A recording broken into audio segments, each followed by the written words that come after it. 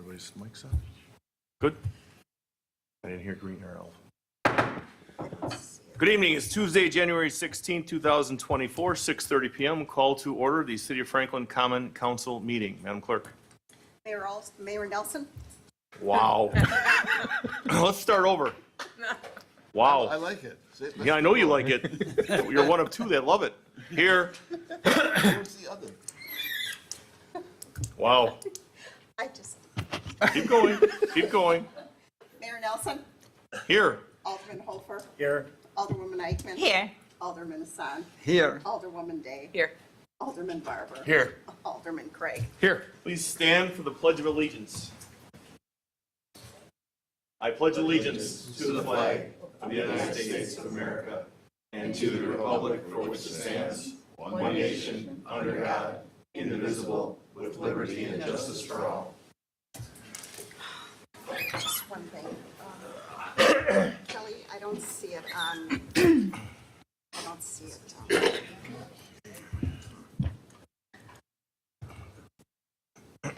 is not.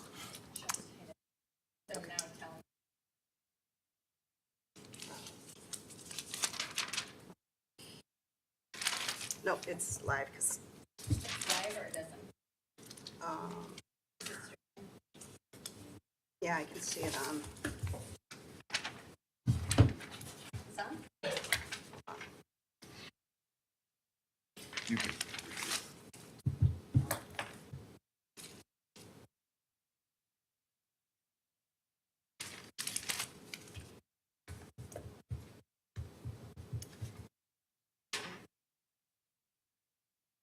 Yeah, it looks like it's on now. Okay, moving forward. Item B as in boys, citizen comment period. Anybody wishing to speak, please approach the podium, state your name and address for the record, and please try to limit it to 3 minutes. And our timekeeper is City Engineer Glenn Morrow. Glenn Clements, 9399 South Cobble Street, Franklin, 3 minutes. Judge, I don't know if that's on. The green light is on. Now it's on. Okay, thank you. I'll be brief. I just hope that all of us yesterday took a moment to pause and reflect on the great life of Martin Luther King Jr. I hope we all did that. But I think today, when the temperature has dipped below zero, and I think even right now it's like 2 degrees out there, we should pause and take a moment and thank our great DPW staff, our fire staff, our police staff. They have to go out there in these very, very dangerous conditions. They don't know what they're going to run across, be it a power outage, be it a fire, be it a accident, and yet they're out there doing their job. I think a lot of times they're not given the recognition or the attention that they deserve, but I think all of us at some point today should take a moment and think about everything that they do for us and thank them for doing such a wonderful job to protect the citizens of Franklin. That's all I have to say. Indeed, yep. Thank you, Judge. Well stated. Mr. Pelkey, good evening. Good evening. Andy Pelkey, 9320 West Grandview Court. I am here today because I've sort of run out of options. I have sent a letter last May to our Board of Review, and I sent a second letter in August of last year to our Board of Review, and I did not get a response from anybody on that Board of Review. November 9th, I sent the same letters to the Board of Review chairperson asking why I didn't get a response and gave him a copy of that. Evidently, he didn't feel like he needed to respond to tell me why I didn't get a response. And I think that's really inappropriate. And I'd like the board as to think about citizens who take the time to write down concisely what their complaint is, what their issue is, and give it to the appropriate board, why the city cannot bother to respond. I'm quite sure that the Board of Review does not get a lot of letters. So it's not like, gee, we got 500 letters and just didn't have time. They just didn't feel compelled to do so. And I remember Chuck Wickers telling me when he was dealing with a lot of stuff in Muskego that he made the point to the city of Muskego Common Council, and I thought this was really insightful. He said that citizens have a right to be heard. not just a right to speak. Right? They have a right to be heard, not just a right to speak. And I know that legally our attorney would say, well, you're not owed a response. We don't have to respond to any citizen. And that might be legally true. But what does it say when a citizen can't get a response to a valid concern which they took the time to write it down and give it to them? And what does that say? I don't think that any of your constituents, individual constituents in the districts that you each represent, would be very happy if they spent the time to write something down and put some thought into something, and the city just said, yeah, you know, we don't need to respond to that, right? That shouldn't be a thing in this city. So I'm asking, I guess, I'm commenting that I feel this was really inappropriate, that the Board of Review, and including the Board of Review chair, didn't bother to respond. And I understand that board reports to the Common Council, and I hope you will find out why there was no response. I mean, if you don't want to respond, then don't take the job. I mean, that's part of the job. Thank you. Thank you, Mr. Pelkey. Anybody else wishing to come forward and speak at this time? Good evening. Just state your name and address for the record, please. Okay, Maureen Weichel, 9022 West Putes Road. I'm here about Putes Road. I was here at your last meeting. Nothing was brought up about it. We had a meeting, I don't know, a few months ago. They said they were going to improve Putes Road from South 76 to St. Martin's. And they were talking about putting a roadway, either a walkway or a sidewalk on one of the sides on Putes Road. Well, I haven't heard anything about Putes Road. And my concern is my property has a lot of water draining into it. And it goes down from Lake Point Circle down onto my property. Then it goes over to Tony Hennica's property into a pond. And then it goes out on Putes Road, on the north side of Putes Road. So there's thousands of gallons of water going down Putes Road in the ditch. And it goes to Root River.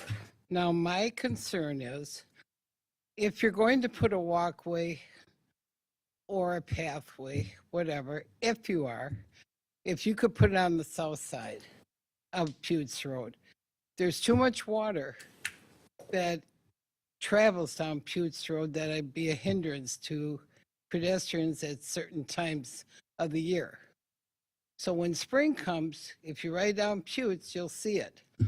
I have lived in Franklin for many years, and I'm not against progress. I'm not against, whatever, but we have to do something with that road. We have to do something. It's a highway. I call it Highway Putes. When they say, where do you live? I say Highway Putes, because it's nothing but a drag strip. So my concern is if you're going to do anything, let us know. The last mayor promised, never did a thing. That's all I want to know. If you're going to do anything or if you're not. I can't even get my mail and without worrying about a car hitting me, Ma'am, if you don't mind, I'd like to have the city engineer chime in and answer some of your questions, if Sure. you're okay with that. So do not disagree. Putes Road is a highway. People speed. They go way too fast. It's not very wide. We have tried till I'm blue in the face trying to apply for a grant to really do it right. Mm-hmm. This past year, we decided we're not ever going to get that grant. It's just not sexy when you compare it to other urban Milwaukee streets that we have to compete against.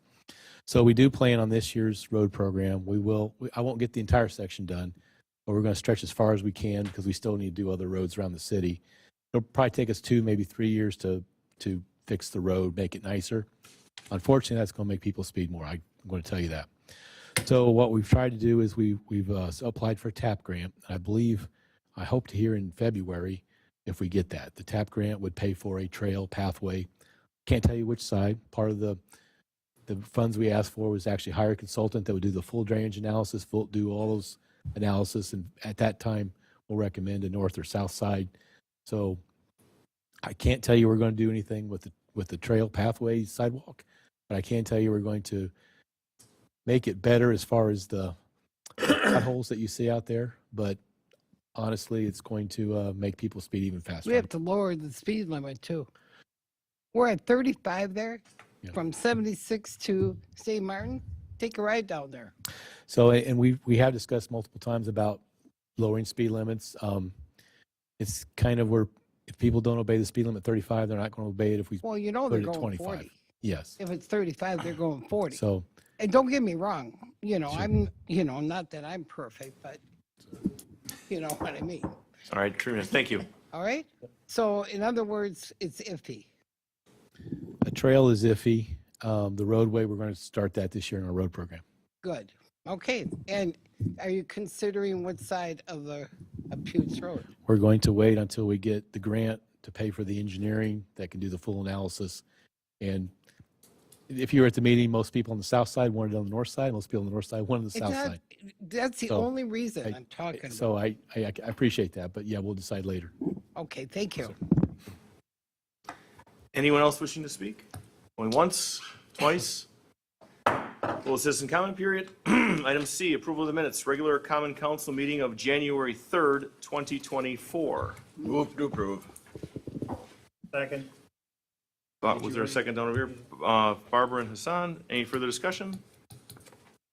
All those in favor? Aye. Any opposed? Ayes have it, motion carries. Under D, we got a hearing. Public hearing regarding proposed amendments to 92-9 of the municipal code pertaining to impact fees for Southwest Sanitary Sewer Systems facilities and water system facilities. Notice is hereby given that the Common Council of the City of Franklin will conduct a public hearing on Tuesday, January 16th, 2024 at 6:30 PM, or as soon thereafter as the matter may be heard in the Common Council chambers at Franklin City Hall, 9229 West Loomis Road, Franklin, Wisconsin, to hear public comment regarding a proposed ordinance to amend 92-9 of the municipal code of the City of Franklin, Wisconsin, pertaining to impact fees upon land development pursuant to 66.0617 of the Wisconsin statutes, pursuant to the Public Facilities Needs Assessment and Impact Fee Study dated November 27th, 2023, a revised Public Facilities Needs Assessment prepared for the city, including but not limited to proposed amendments to the impact fee amounts for water and sanitary sewer. The public hearing is being held pursuant to requirements of Wisconsin State Statute 66.0617, sub 3. So at this point, Counselor, anything before I go into before I open the public hearing? Okay, at this point, we'll open a public hearing. Anybody wishing to make comment on this, please. What's that? Right, it's whatever, as long as you want. Life stories. Seeing nobody approach, close the hearing. Members of the council, anybody wishing to comment on this? Counselor?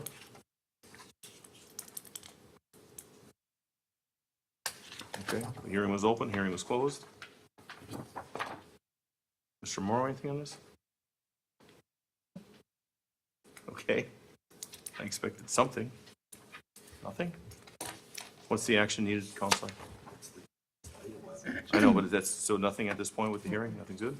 Okay, moving on to E, no organizational business. F, no letters and petitions. Going to G1. In ordinance to amend the 92.9 impact fees of the municipal code in part and primarily to update same pursuant to the Public Facilities Needs Assessment and Impact Fee Study dated November 27th, 2023.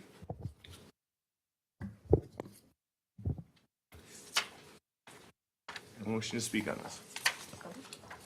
I don't Alderman Day. I would make the motion unless unless we're having another presentation on this. I know that, okay. So we won't be having another presentation. However, Ed Maxwell from Rupert Milky is here. I know that there was a few questions that he said he would follow up on from the last meeting that we had in December. Yeah, Mayor Nelson did have a question that I wanted to address, and then, Good evening and welcome. Then Thank thank you. you, sir. You've got the floor. thank you.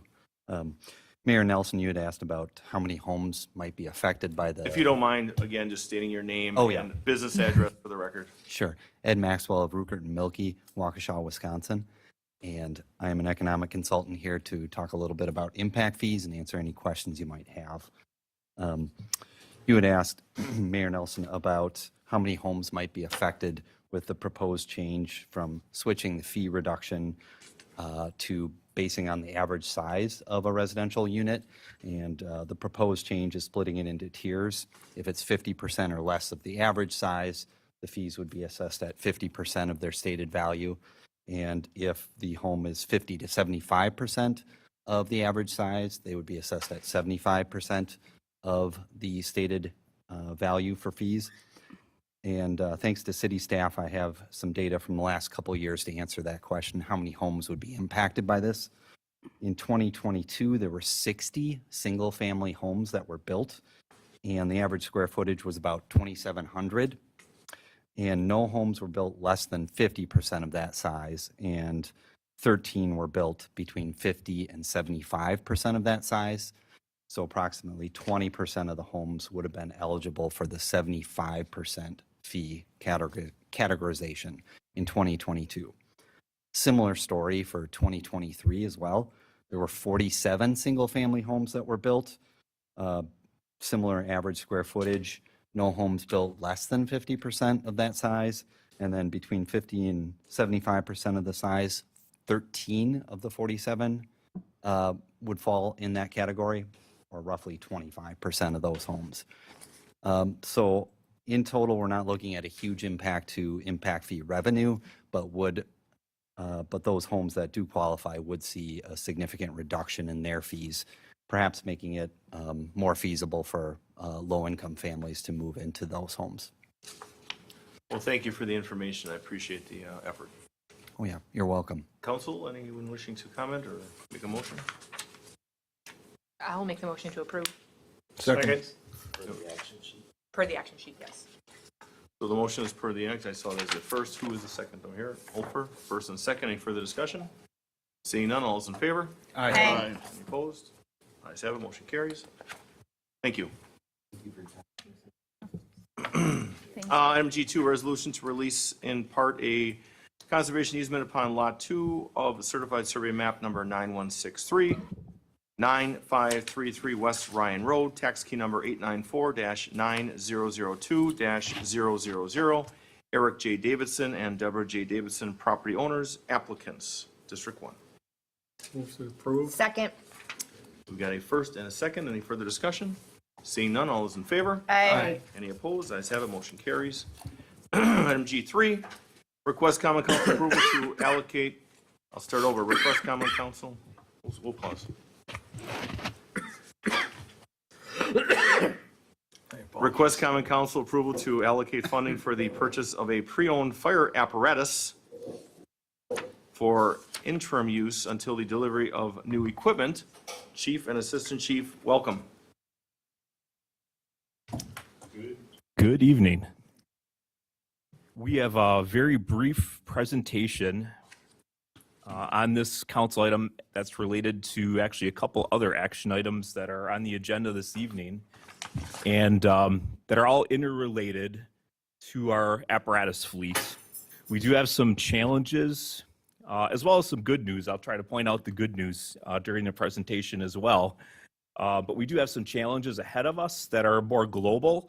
So beside the requests that are in front of you tonight, we wanted to give you an overall picture of where we're at and some projects and requests that'll be coming up in the future.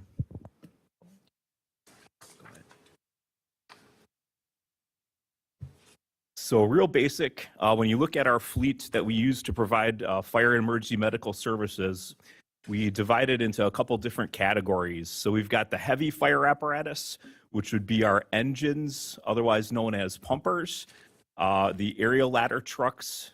Those are our two basic, what we would know as heavy pieces.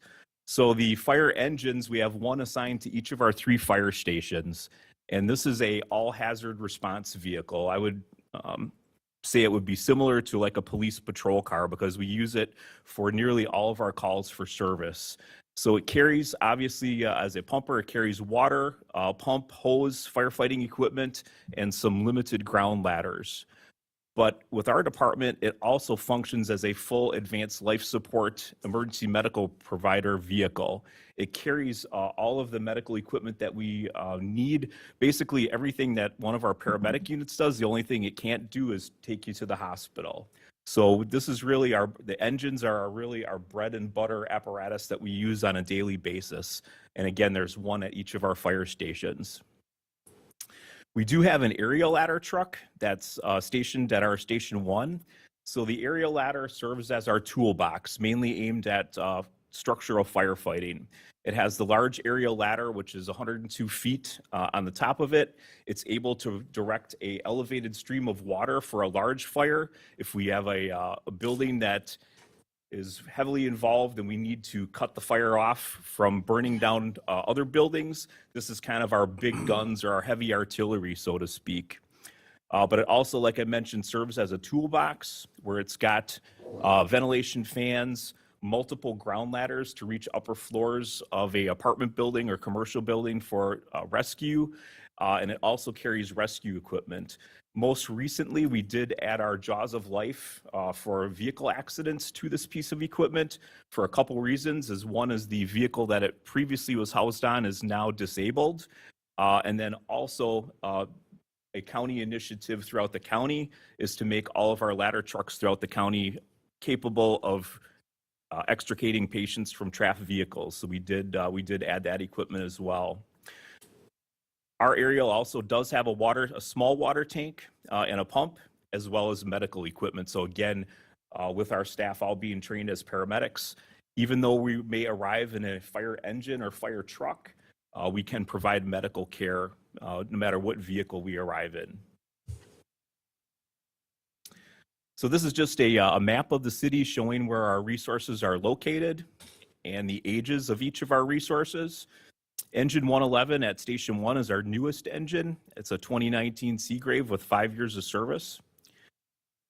Engine 112 at the Southern Station in the Industrial Park is a 2002 KME with 22 years of service.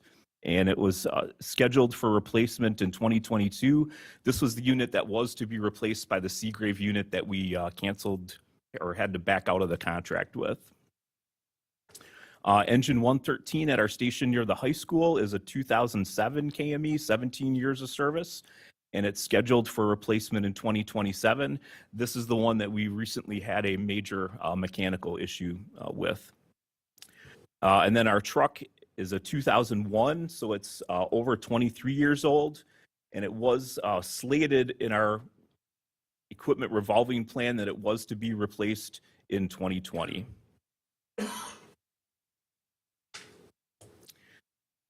So again, each fire station is assigned one engine. If one of our engine goes out of service, we take the ladder truck to replace it. So if it has to go in for maintenance, if it has to have a repair done on it, the ladder truck takes its spot. If we have more than one unit that goes out of service for mechanical or for maintenance, we do have to borrow a unit. So we do have an equipment sharing agreement with all of our neighboring communities. The photo here shows an Oak Creek engine parked in our station. We do have the ability to borrow units short term for if we have to do a repair or unexpected maintenance.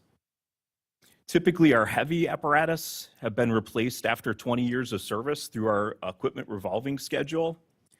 And the number and type of apparatus that we do have in service, it is evaluated every 5 years by a company called ISO, which is a fire insurance rating that looks at your firefighting capabilities in the community. It looks at 3 major areas. It looks at the water supply, the fire hydrants, the water supply. It looks at the communications of how we're dispatched, and then it looks at the fire suppression capabilities. And a big part of it is how many people you have and how many fire apparatus you have with their pumping capacities. And that is used by all the insurance companies to basically set the insurance rates that both businesses and residents pay. So some of our current challenges, as the council is well aware, we did have a falling out with a supplier that we canceled or terminated our contract and were issued a refund. That unit was to replace our engine 112, that 22-year-old unit. And we have been meeting with 3 different vendors. We actually met this afternoon with Pierce and a company named Custom Fire. And we are getting proposals for a new engine to replace it. The estimated delivery time is between 24 and 36 months, which puts us into the the budget years of 2026 to 2027. So it's a really long lead time. Go ahead. Chief, just to interject for 1 minute here. Either of those 2 vendors, that's the long timeline they're committing? It's that long out, huh? The shortest that we've got was about 24 months. And Pierce has been in business about 100 years, and the best they can do is 2 years. Yes, yep. Wow. And that's, our financial advisor is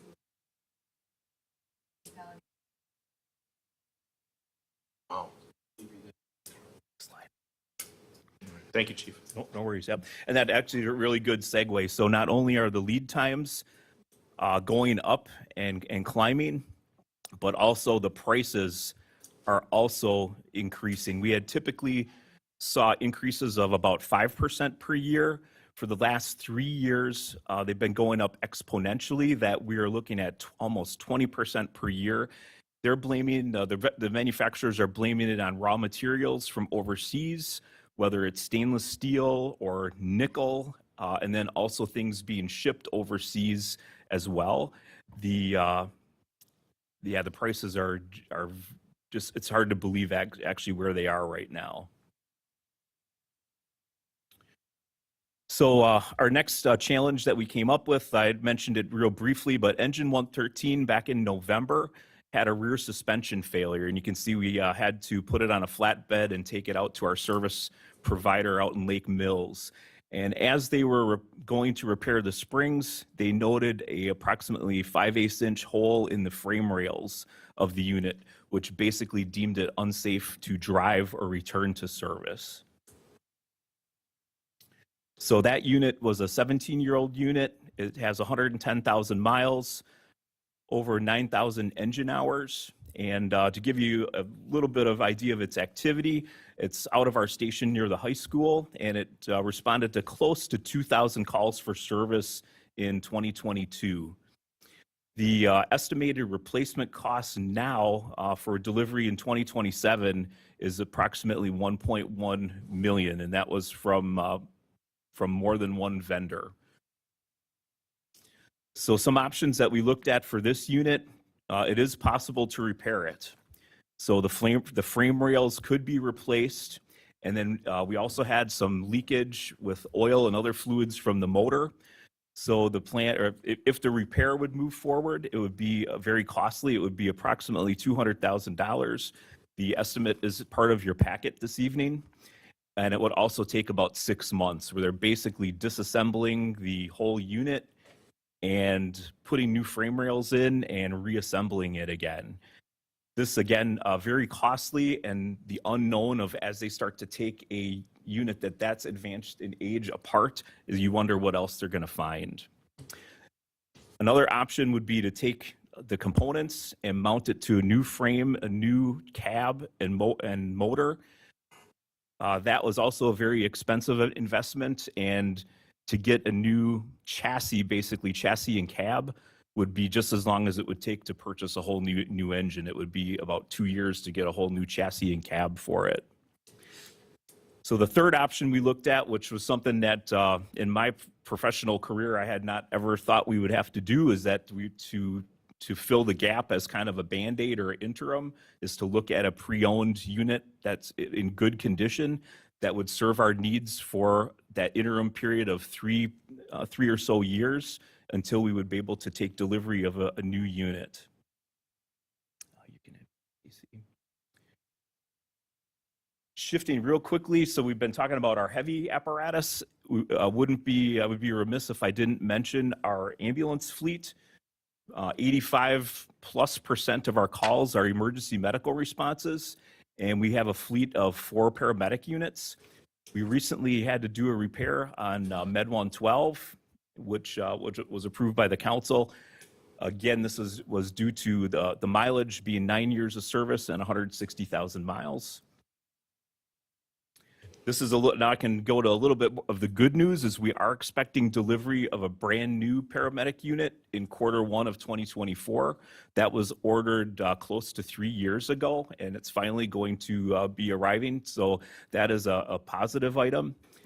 The other positive is our replacement schedule was to replace a paramedic unit basically every other year because of the amount of mileage and activity that they put on. You can see the breakdown of all 4 of our units, with the newest being a 2019 that already has 96,000 miles on it already. But the other good news portion is that our fleet now, with the delivery of the new one, all 4 of them will be from the same vendor, basically identical design. And the vendor that we purchased them from has a program that's called a remount program. And you can see the photo on the right is what it'll allow us to do is it will allow us to take the patient module or box off of the back. The first one that will be up will be that Med 112, the 2015 model. They will remove the module from the back of it, put it on a brand new Ford cab and chassis, and it'll save approximately 40 to 45% over the cost of a completely new vehicle. Now, they don't just take it off, plop it on, and they're done with it. It's the patient compartment gets all new wiring, it gets all new upholstery, everything is redone, LED lighting. So basically, and they repaint it, restripe it, and basically when it goes to our crews, it's basically a new unit for about 45% less the cost of a complete ambulance. So the good news is that moving forward for the next several years, we should be able to do that remount program and save a considerable investment through that. But it is really important we did underline that we do need to stay on track of that every other year cycle, so we don't get backed into a corner of having unreliable vehicles or having to purchase multiple units the same year. We've talked to Finance Director Brown, and finance not being my specialty, but her specialty, we confirmed that the budget, we like it to stay on an even keel level and not have those spikes. So we wouldn't want to have to purchase multiple units at one time.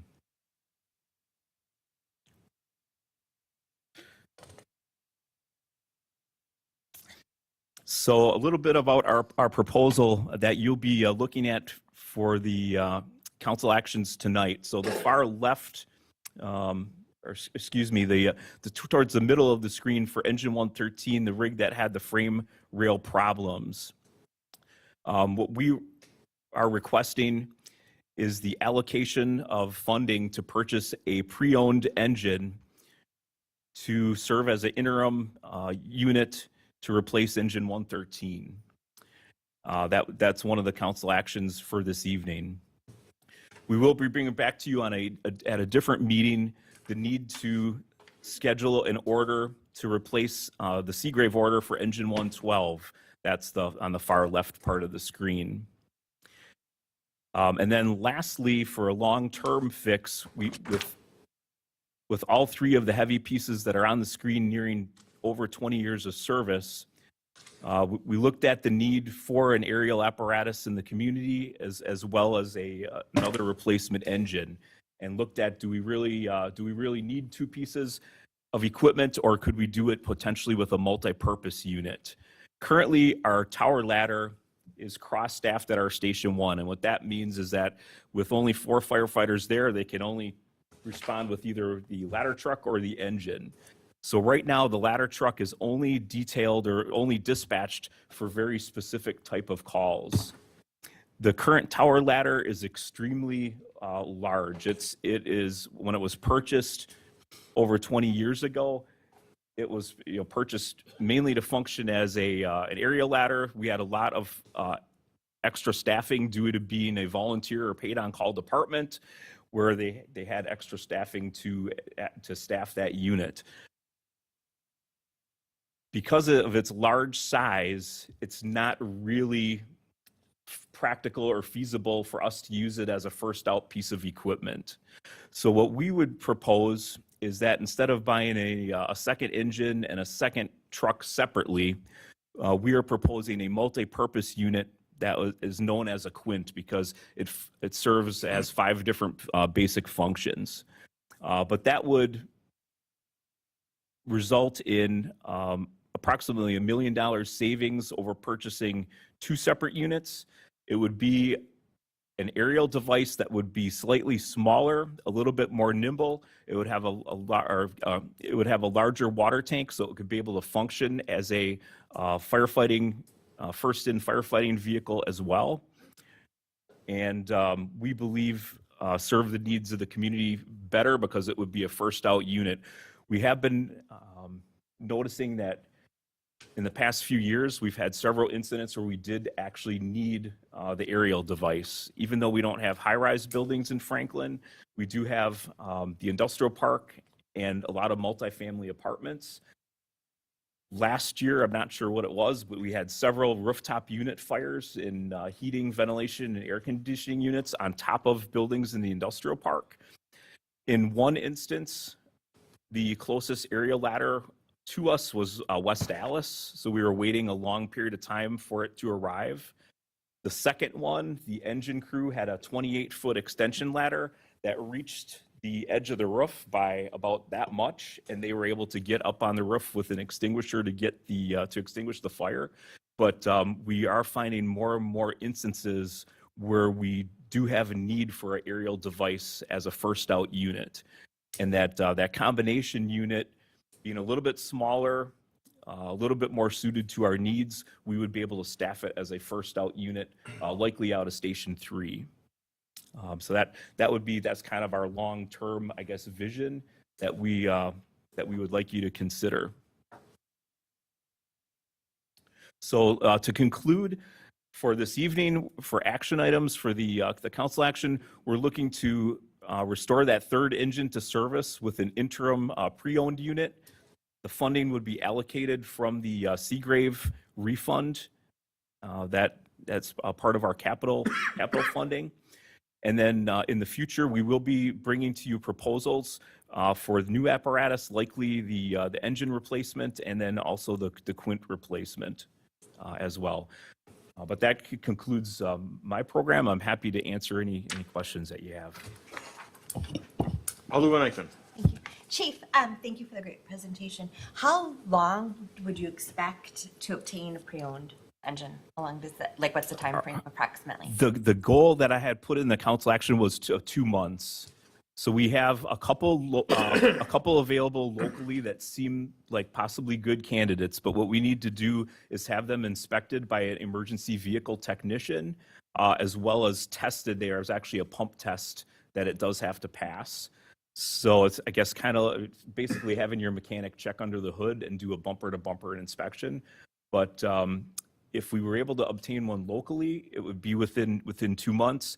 There is also a very large broker that's in the southern part of the country that we've been working with that's got several pre-owned vehicles that also come with a warranty, and they have a very good reputation. We haven't found anyone yet who's had bad luck working with them. Their company is called Brindley Mountain Fire Apparatus, and that would be our kind of our plan B, or our second candidate, is to work with that broker. Thank you. You're welcome. Yep. Alderman Day, then Alderman Hofer. Thank you, Chief. I have just a couple of questions. You mentioned that when rigs go out of service and we don't have, say if there's 2 out and we have to borrow or share, is that what is happening now due to some of the issues that are going on? Yep, and I'm glad you brought that up. I wanted to hit on that a little bit more. So right now we have 3 units in service. So basically, if any one of them goes down, we need to call another fire department to find a unit to borrow. Actually, this afternoon, we had a pipe.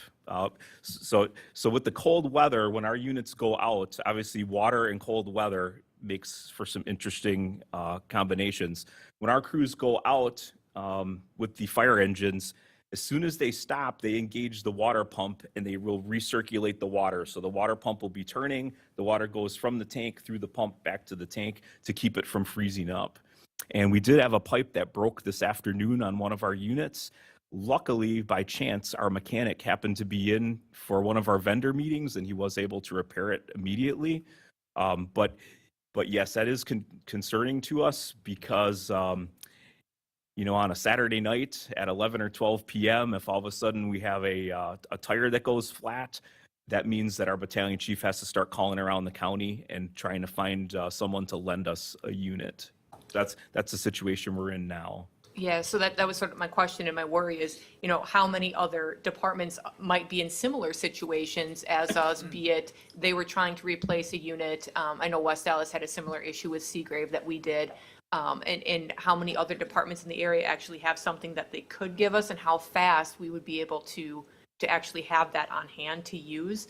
And in addition to that is the agreement that you have only within Milwaukee County, or do we have agreements with our friends to the west and south as well that we might be able to pull from if, as you said, like today, if we weren't able to fix it, would we've been able to call someone in Waukesha County or Racine County to be able to help as well? Right now, the agreement is only within Milwaukee County. And we have not had an instance where we have not been able to find a unit, but it is increasingly difficult. We did reach out to Oak Creek. We've got a starter that needs to be repaired on engine 111. So we're trying to pre-plan maintenance in advance. And Oak Creek typically has been a really good partner to work with, and they were in the same predicament. They did not have any units. They were actually borrowing a unit from Cudahy and Milwaukee. They had 2 of their units out of service as well.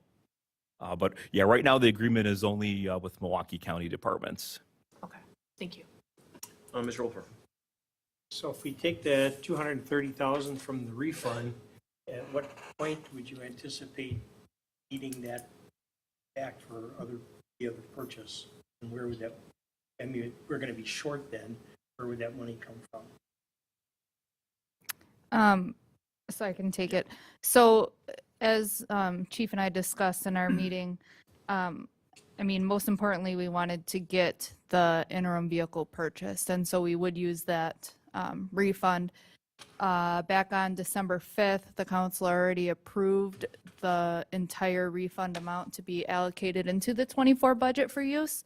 However, like stated, it's 2 to 3 years lead time on any vehicle. So ultimately, to plan a new engine to be purchased, it was going to be above the refund price anyway. So we were going to have to look at borrowing in the future. As I talked with our financial advisor, Ellers, again, most municipalities all around are seeing the same issue where DPW vehicles and fire vehicles, police vehicles are at 2 and 3 years lead time. So he had stated that the best approach is to look at borrowing money in the years that we plan on spending it. So looking at the best possible way to purchase vehicles now with the anticipation of borrowing in the years that those vehicles come and pay for it then. So we'll have that additional funding in our fund balance left over from the Seagrave refund, minus, if approved, the interim apparatus, but it'll just be more borrowing in future years for that difference. And then when it comes to these purchases, are we going to shy away from prepaid contracts for discounts? Or, I mean, what would the typically payment schedules? I'm sure there's a large down payment on those and payment in full on completion, or are they progress payments? Do we know that? I could comment on that a little. So the vendors are a little bit different. They don't require any down payment. Some it is pay on delivery. Others you pay when they begin the project, and then a portion when they begin the project, and then a final payment on delivery. So it just depends on the vendor a little bit. Pierce is you don't pay till delivery. Custom Fire, who we met with today, when they get the frame and chassis and they start construction, they request payment of the frame and chassis at that time, and then the balance upon delivery. They're all slightly different. They all do offer a very large prepayment discount, but again, that's not my department. We after the situation that we just recently went through, that would be the council's decision. Yeah, I just wanted to see what the options were so that we can Yeah, so a prepayment was an option, but again, with the lead time and the stipulations on borrowing, you only have a certain amount of time to spend the money after we borrow it, which is typically 2 years. So it just didn't seem feasible to borrow money now and prepay for an engine when we wouldn't be receiving it for multiple years and possibly run into an issue like we just had. Thank you. Alderman Eichman. Unless anyone else has a question, I'd like to make the motion to approve. I'll second that. Oh, Mr. Craig, did you have something? I had a couple Yes. questions. If we go through this and we allocate and we are able to find a suitable pre-owned or newly refurbished, whatever your adjectives are, what happens then when we take delivery of the new unit? Then do we take that pre-owned vehicle, put it onto market again, or does that become like our spare? Like what's the logistics as far as that goes? That's a great question, and we would need to take a evaluation of the market situation at that time. If we're still looking at long lead times to receive new apparatus, it probably would make most sense to keep it as a reserve. That's the area that we're lacking in most right now, is we don't have a reserve unit to move into when one of ours is down. So if that unit would be functioning in good enough condition where it would be maybe placed into service a few weeks per year, it may be more beneficial just to hold on to it as a backup unit. Okay. And then just with the proposal of the Quint unit, does that limit future options then? Because if staff becomes very used to, as you described it, being as a very kind of forward-thinking, very nimble, lighter as far as it goes, does that kind of pigeonhole us as saying like, this is what we have to use moving forward? Or is it something that we can kind of pivot out of that and go back to older models or, different sort of, Sure. the metrics as far as it goes? I don't think it would limit us from modifying our operation in the future. The growth that the city is experiencing in the building that it's experienced, I think we will have a need for that aerial device more and more as we move forward. When we were researching this, we visited the City of Waukesha Fire Department, and their Station 5 is in the northwest part of Waukesha, where they're experiencing a lot of growth right now.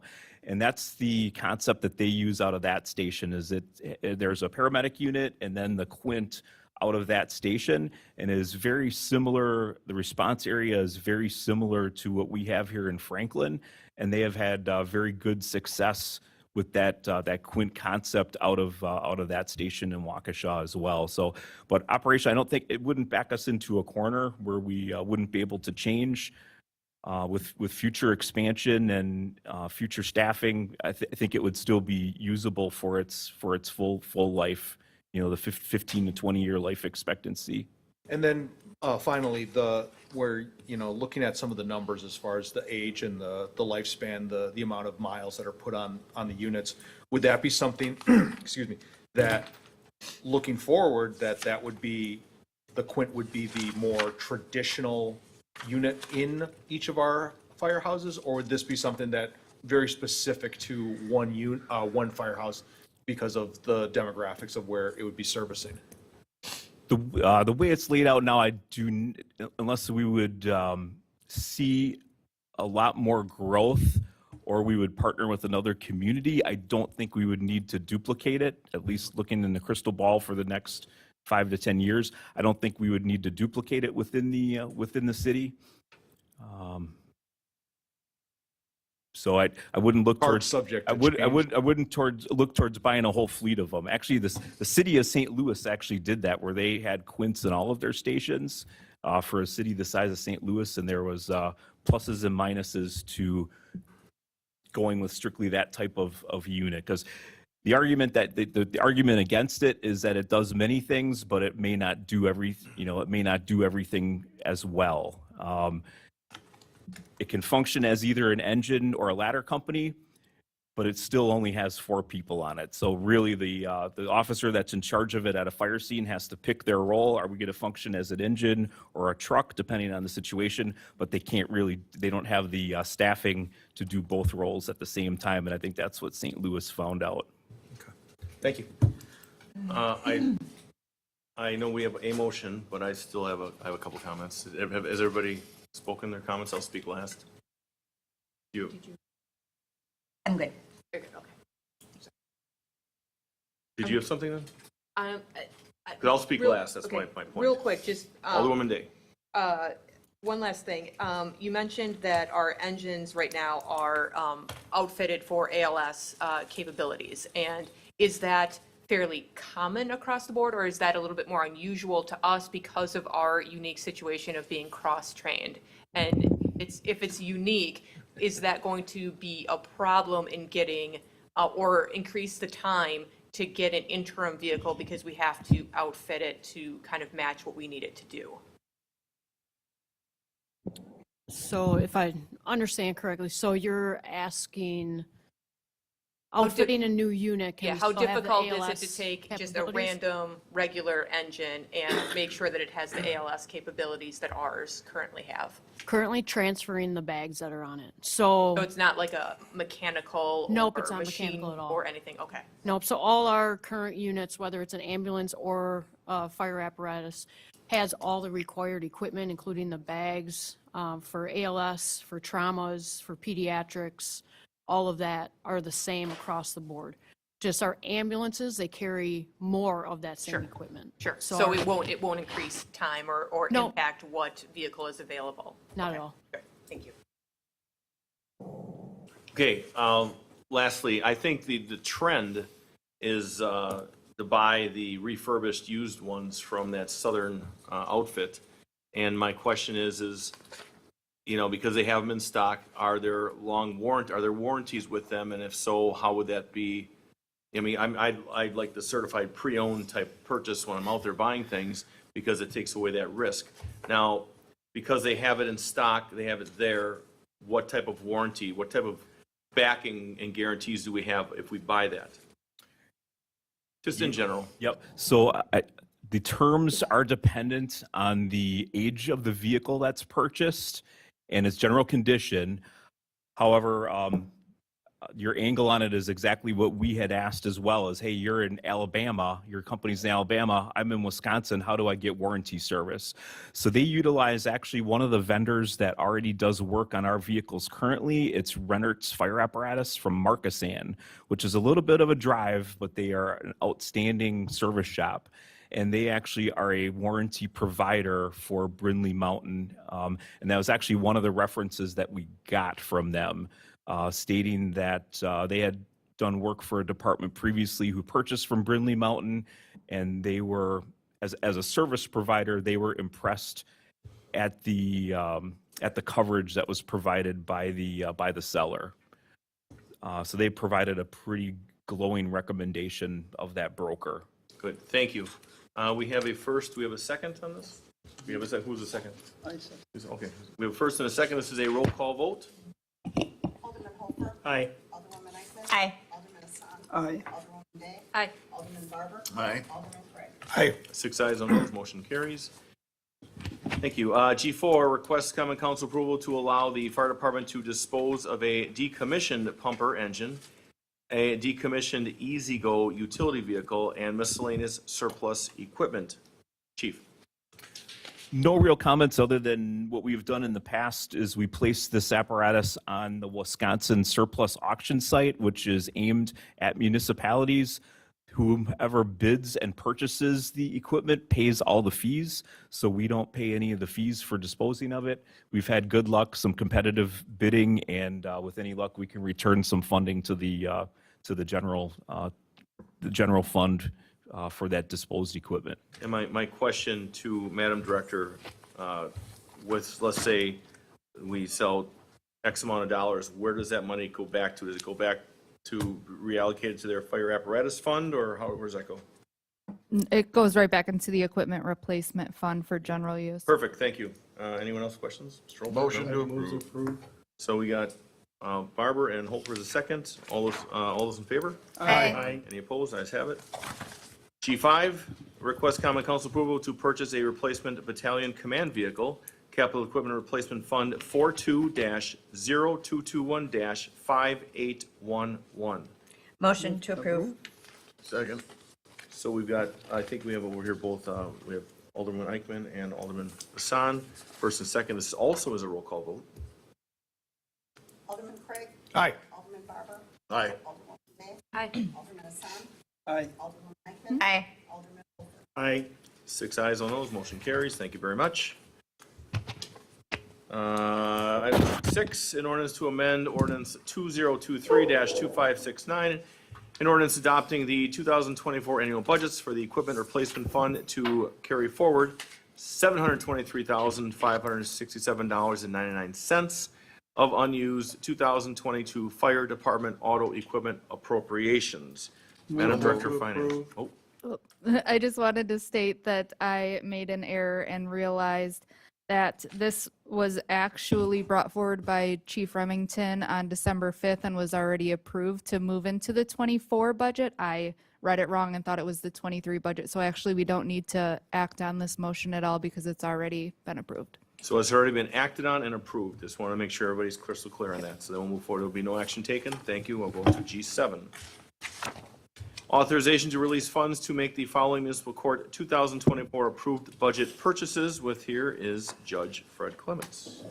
Good evening, everybody, again. Good evening. In the 2024 budget, it was approved for $35,000 for what I would call maintenance work on the municipal court area within the law enforcement center. There's not been anything done to replace carpeting or underlayment or anything like that since the building was built in 2001. Thank you, Judge. It's still the same original stuff. The headline here on the request for council action is a little bit misleading because there are no fixtures involved with this. This would be replacing the underlayment, the carpeting, putting in some mobile units, mobile partitions that are not affixed to the carpeting or affixed to the floor or anything like that.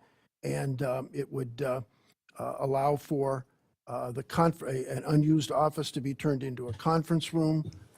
There's also some mention of a television. There's nothing in this proposal that involves a television. I don't know how that got in there, but and I know the city attorney has looked at this and is questioning whether a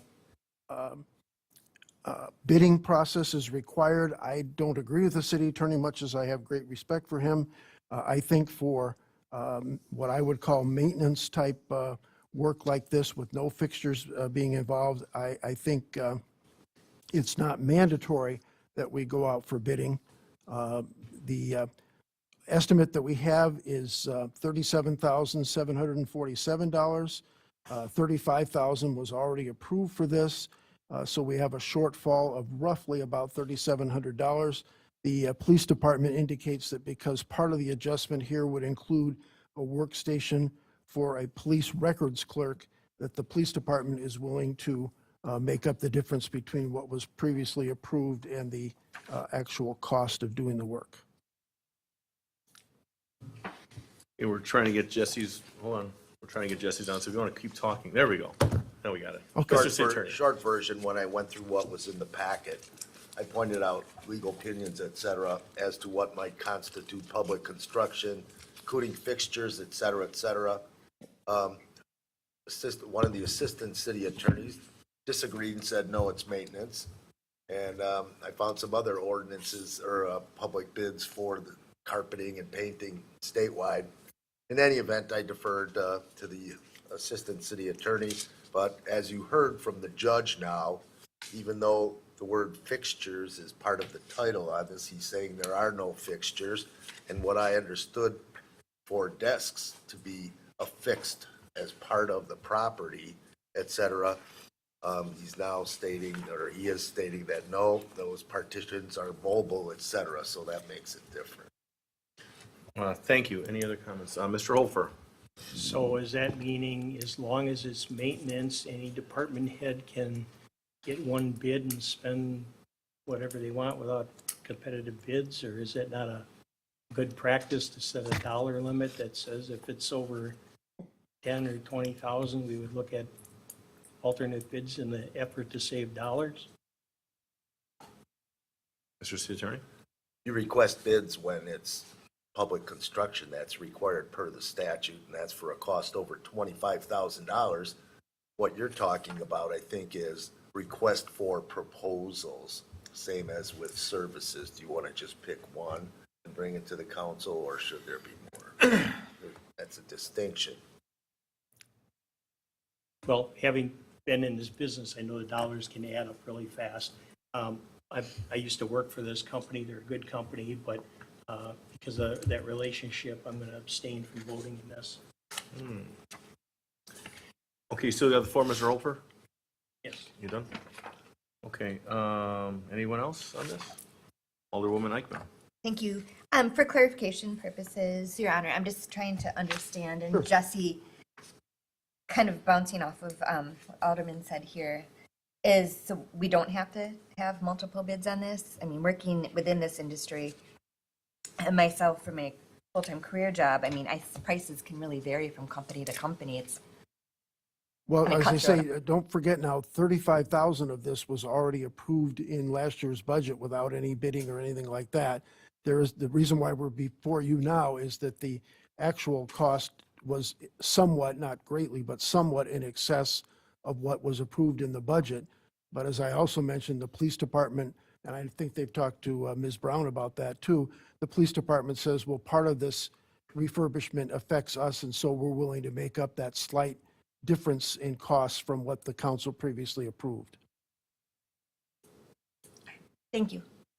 I hope that answers your question. When the 35,000 was approved, no bids were required or anything at that point, so. Okay, that helps for clarification. Thank you, okay. Honor. Motion to approve. Second.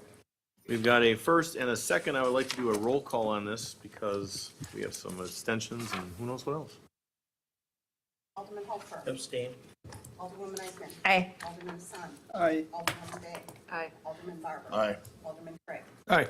5 ayes, no noes, 1 abstention. The motion carries. Thank you. Thank you, ladies and gentlemen of the council. Appreciate it. Thank you, Judge. Okay, thank you. G8, Parks Commission request for review of parks marketing materials. Marion, good evening.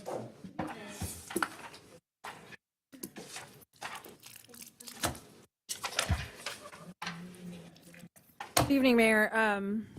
So this item was included in your packet at the request of the Parks Commission.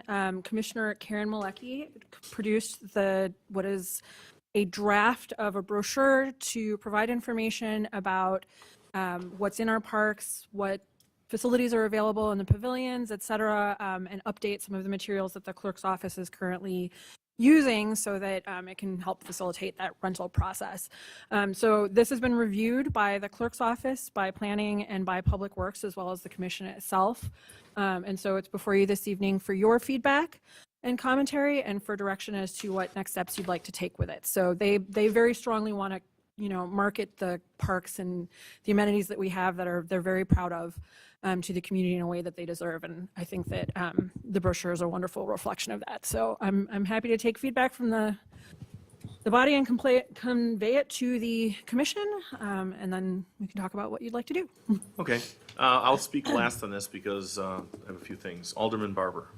Has there been any thought of approaching the Tourism Commission to include materials or maybe help with some production thoughts on what might sell in terms of the tourism dollars that are out there and as far as promoting it within the city of Franklin? That hasn't been discussed by the Parks Commission. I'm certainly happy to add it as a note for the next meeting. At present, there's not a relationship between those two organizations, so. I would think some of the information could carry back over and be of use to them as well as the city, and maybe some co-share of some of the cost of that coming from tourism dollars. Are you, Alderman Holfer? Just gonna say that. The Tourism Commission is contracted with a third-party destination marketing organization that's going to be looking at doing a promotional piece. This would be great to have included in that. I know that they'll be looking for copy, and the people that are looking to come here are looking for things to do. This was well put together, did a very nice job. It's great that it lists the actual amenities for each of the different, to the different spots. So, meeting tomorrow. So if you wanted to attend or send a representative, you know, citizen comment period, if we can't get it on the agenda. I'm happy to send it forward. I'm not sure I'll be able to join you tomorrow, but at a future meeting. Thank you, nice job. Alderwoman Eichmann. Thank you, Mayor. I just first wanted to start out by, I did get a sneak peek of this when I attended a Parks Commission meeting a few weeks back, and I think it's very admirable of the time spent on this, and the detail and everything to Ms. Malecki. I wanted to thank her for putting this all together. A piece like this would have cost a lot of money to have somebody professionally do, and a lot of, I mean, I can't imagine the amount of time and hours that she invested in putting this together.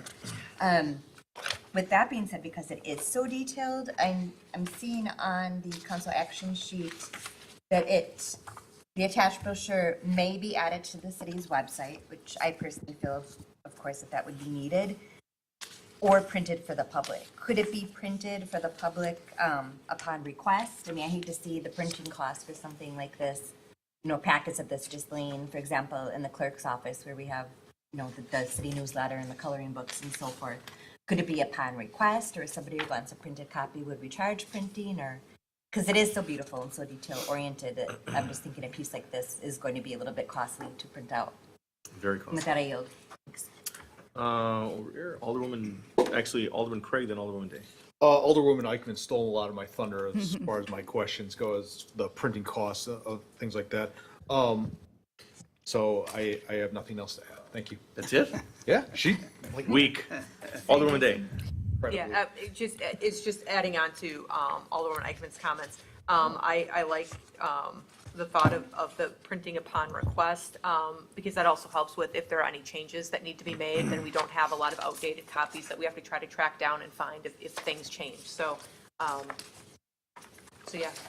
But yeah, I'm on Parks Commission, and I know that everyone on there is incredibly proud of this document to finally come forward for everybody to look at it. And there's a lot of hours and work that went into it, and I think it's really, really well done. And I just wanted to state that I think it's a great idea to bring it to tourism. However, it's noted that I don't believe that most of our parks can produce overnight stays, so I don't know how much of it can be covered under the Tourism Commission, but I think it's a good start to bring it there and see what they say about it. Okay, thank you. One of the things that I would like to say is it's the excellent, well done, and I don't wish to see this being delayed or sitting on a shelf waiting for some other entity to get involved or not get involved. I mean, I'd like to see us move forward at a very brisk pace, because this is an excellent document. And yes, I have concerns about the printing costs, but at least it could be on our website. And really, this is going to be a big deal. This is going to really clarify some things. And really, I see a huge benefit for that. So hope they're listening, because excellent job. Yep. Alderman Eichmann. I was just going to mention, as far as bringing this to tourism, the meeting is tomorrow night. So, and that's not an item on the agenda. So maybe it can get on a future tourism agenda to be presented as a thought. It could be on a future. And I yield. Thank you. Thank you. Is there any motion on this at this point? move. Second. What's, To do what, though? yeah, that's the thing. I mean, I think there should be a motion that this gets, as it says, the motion as the council deems appropriate. I'm hoping that the council would say, we'd like to have this thing put on our website immediately. And if there's any further comment from the clerk's office, who deals with this on a daily basis, Madam Clerk, do you have anything you'd like to chime in on this at this point? Well, to print it as people come in, that may be Right. time consuming for us, especially since we have this year. We maybe have 2 or 3 printed and put them in the slot. Take them and, you know, we'll take them. But to print it as they come. I agree. Hold on a little one. Madam Director of Finance, excuse me, Administration. This is, Have one more thing. gorgeous, love it. The only thing that would have to change is the hours for 6. Noting it's on separate. Okay. Yes. Madam Director of Finance, you good? I'm good, thank you. Madam Director of Finance, so with this new put in here, as far as costs go, and we're able to, because I know, I have a feeling it's gonna put a big boost or big bump in our rentals. And right now, I mean, the first day that we were open, they were standing in line to, lock these things in and down. If there's a way that we could look to come back to council maybe in 6 months and just see if we've seen an uptick, could it be related to this? I don't know, but I just definitely would like to see the kind of funds that we're bringing in, because we may have to look back at, are we charging enough for our rentals compared to other communities? Are we giving the shop away type of thing? Okay. That's one of the things I was, Sure. Alderwoman Eichmann. Thank you, Mayor. One thought as far as the printing, I agree with the city clerk of having some printed up ahead of time, so, if somebody needs a copy. Would there be a way for a copy to remain in the clerk's office for somebody just to kind of go through and not maybe encourage them taking it home? Also, as a thought too, I just had, would it be possible to include on the city website along with this, that perhaps we could put something together as a checkout source at the library? I'm on library board commission as well, where these pages could be laminated in a binder and somebody could go to the library and take a look or check it out for the weekend. Say, one spouse wants to take it home to the other spouse to plan a high school graduation party or something, and is just as an extra resource, just a Could thought. be, as long as of it's online. saving on it's- printing costs. I think being online is the biggest thing. Online, yes, but I find that I have constituents and other residents in Franklin too, that sometimes the print is hard for them to read online, or sometimes people just like a hard copy brochure, is my thought. Going to the library. Yeah, I don't have a group giving printed copies to the library, having a handful of copies at City Hall, and also having one that is a city. Thank Great. you, I yield. Now, when we look for the motion, just be specific in what motion you're looking to make. My motion would include the, having copies made available, as well as put on our website, and any other websites that would be appropriate at this point to have that possibly showing up, maybe tourism or something like that, or if that was down the road. But appropriate sites to have it online as the Parks Commission would see fit. Okay, that's your motion? Is there a I sec- had the second. Okay, we have a first and a second. Any further discussion? Yes. Alderman Eichmann. This would also be placed in the Park and Rec brochure that comes out quarterly, or is it, the hard copy Park and Rec with all the classes that are offered throughout the city? Could there be like a link or some information saying that this is available to look at the city website, just to maybe include it in there too? I can ask the thought- rec department if that's possible. Okay. They're very open to receiving these kind of materials. Thank you very much. Appreciate it. Yield. I think we've got a first and a second. Any further discussion? Seeing none, all those in favor? Aye. Any opposed? Ayes have it. G9, a resolution authorizing the city to execute an updated scope of work and budget augment contract to the existing agreement that allows for Ussel Levine Associates LLC to perform the Unified Development Ordinance rewrite project. Who is taking this? Mr. Martinez, welcome. Good evening. Good evening. Thank you, Mayor, Common Council. This item is to follow up on the. Which one is it? Go back. The presentation, yeah. To follow up on the updated scope of work for the Unified Development rewrite that was presented in December. Thank you. So in the December meeting, the staff presented the Common Council all the services offered by the consultant to continue the project with additional activities. Oops.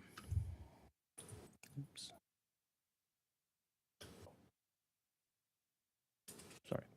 So the Common Council recommended, directed staff, sorry, to provide a recommendation of and a selection of the services offered by the consultant.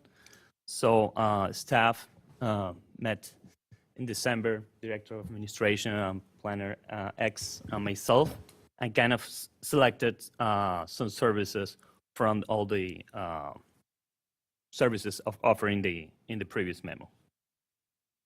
So basically, this selection by staff is summarized in this table. So I will go to the first group, that is the zoning map, continue as proposed. So basically, these are services to have more community outreach for the zoning map, and we have some examples. First is the story map. This will be really helpful for the proposed zoning map. We'll go to, there is a fragment in the packet, but it's better to see in the internet browser. So this is an example prepared by the consultant. So as you can see, this is like kind of interactive tool that people will scroll down, and it will provide some kind of text introduction to the project, and then we'll go into the zoning, current zoning.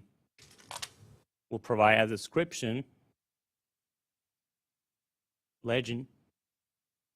Then this is really important, the parcels proposed to be rezoned, because there was a discussion, as you can see in the memo that is included in the packet, that given that the consultant received multiple directions from different planning managers on the project, then it has two versions, one version that proposed to rezone approximately 4% of the parcel of the city, and then a second version that proposed to rezone approximately 20% of the parcel of the city. So this will be really helpful to clarify what parcels will be rezoned as part of the new zoning map. And then it goes to the proposed zoning and goes to each of the zoning districts and provide further details on that. So we'll go back to the presentation.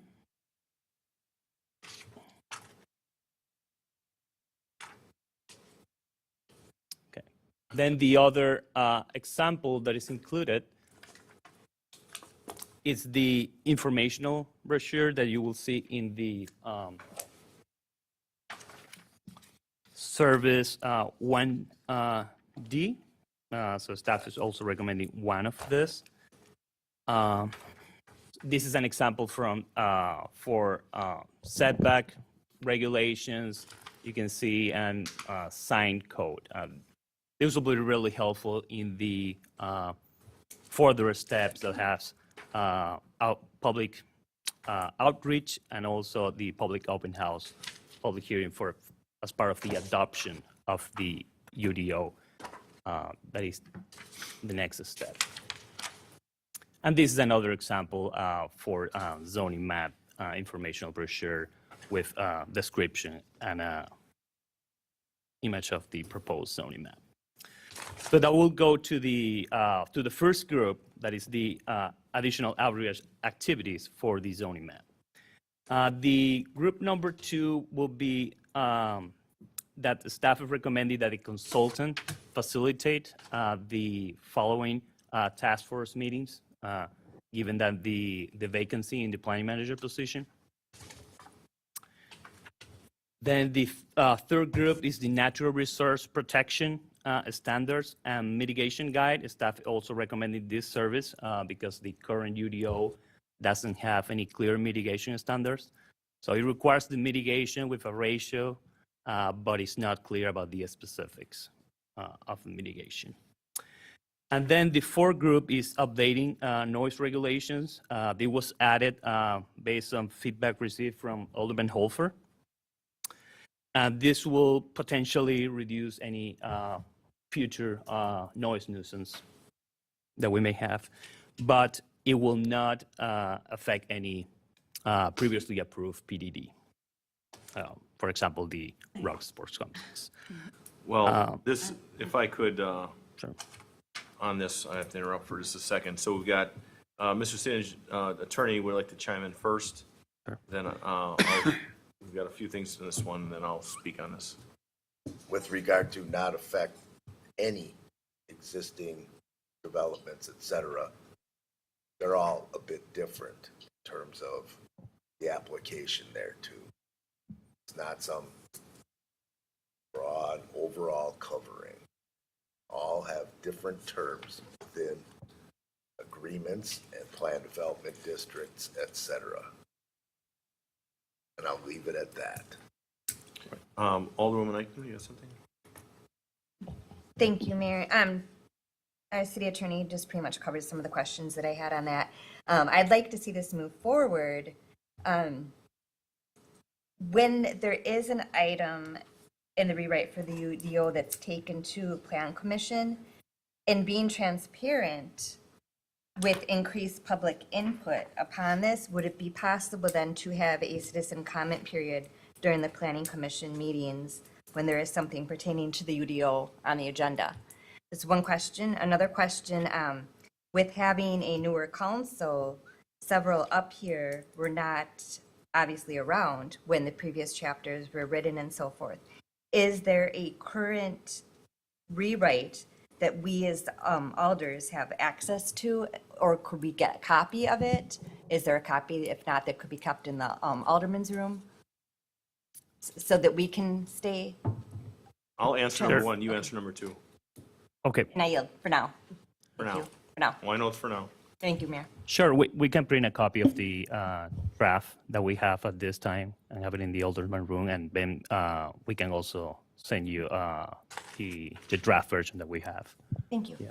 We were also working to. Danielle. Yes. I just wanted to add that we were working as a group to make sure that our draft UDO rewrite is accessible online for those that want to take a look at it. So to address the first question, at Plan Commission, there is normally not a citizen comment period. The citizens only speak during public hearing. I have no problem sharing it and offering up, the special circumstance to allow comment on it. Absolutely, we want comment, we want feedback from the citizens because this is a very sizable and important document. I would, though, Mr. Martinez, like to read this section verbatim, what you kind of read. Update to noise regulations. Per feedback received from Alderman Hofer, Planner Martinez met with the consultant on December 19th to discuss the Rock Sports Complex Sound Study's current noise regulations and recommendations, parentheses, draft. The consultant added services to update the city's noise regulations, in parentheses, see memorandum dated December 21st, period. New noise regulations may not apply to previously approved plan development districts. So that's the verbatim part that you just alluded to. So I just want to make sure that was read for anybody paying attention at home. Thank you. Please continue. Thank you. So going back to the summary of the proposed services, staff is recommending the option C, that is all services. And the amounts, the total amount is in addition to the budget that was already approved. So it's separate from the remaining balance that we currently have for the project. However, staff identify other options, A and B, that is basically less services to complete the project. And the other option that is not here is to not select any of the services. That could be another option for consideration of the Plan Commission. And I will yield to Director of Finance for further information on the fiscal notice and budget amendment that could be required. Yes, so I just wanted to state after talking with Regulo today, this was a project that was budgeted back in 2021 and has been ongoing ever since. There was no allocation for this project in 2024. So what would happen is if there was approval of any of these options, there would have to be a budget amendment brought forward at the next meeting that would allow for the encumbrance left over, which is the 48,000 and some change. That would have to be carried forward into the budget year 2024. And then if you decide as a council to approve any options above the $48,000, there will have to be an additional amendment done allocating more funds to take care of the rest of the project. So those are two things to consider. Alderman Holfer. And where would you recommend that funding come from? If there was no other project to take it from, I would recommend taking it right from the fund balance out of the capital outlay fund, which we have a significant amount in already. Okay. In my personal opinion, I think these things are critical, they're very important, and this has been dragging on for a long time, and my recommendation would be to C. Right. Alderman Eichman and Alderman Day. Thank you, Mayor. In being transparent for clarification purposes, who is this per se group that is working on the UDO rewrite? I know at one point it involved some residents throughout the city. I know of at least one, if not two or more residents that are no longer involved in this per se group of the rewrite. Who does the group consist of, out of curiosity, that's all working on this, just for transparency for us as a council and also those listening at home, if you don't mind? Correct, yeah. Thank you. It is the Plan Commission Okay. plus one member of the Environmental Commission and then two members actually, thank you, of the Environmental Commission and a member of the Economic Development Commission. And in the activity 1E, the focus group, what we have in mind is to have a focus group with the residents that were kind of suggested in the last meeting. Okay. Thank you very much. I appreciate it. Alderwoman Day. Thanks. Just a couple of quick questions. Mr. Martinez, would your recommendation be for us to go with option C, all of the things on this table? Because I believe most of them are absolutely needed for one reason or another, and then adding in the noise component to help solidify that piece. That would be your recommendation from your. Correct. Okay. And then my second question, is this contract ready to go? We sign it today and we can get it to them tomorrow and they can continue their work right away? Or what is do we have lag time with this, or can they kind of just pick up and go? City Attorney. The original contract that was in the agenda packet at the December meeting, an unsigned copy that was done back in 2021, did provide that the agreement may only be amended by written instrument signed by the city and the consultant.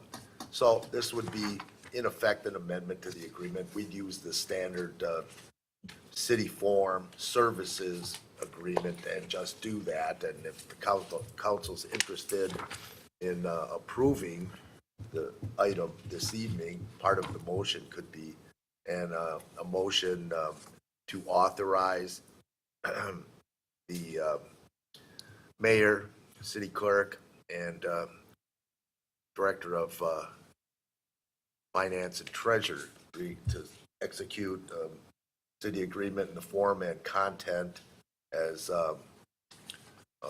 reviewed and prepared by city attorney, the city current planning manager. What's the title? Principal planner. Principal planner and director of finance and treasury. And then my last question / request is that when we get to the point where we are reconvening the task force, that we make sure that we are either including perhaps a representative from all 6 districts, or making sure that perhaps there might be someone from the business community or developer or someone of that nature that might be able to give that perspective to the rewrite as well? That's it, thank you. Yeah, we are planning to inform 4 additional residents, but we will need to work on adding a developer.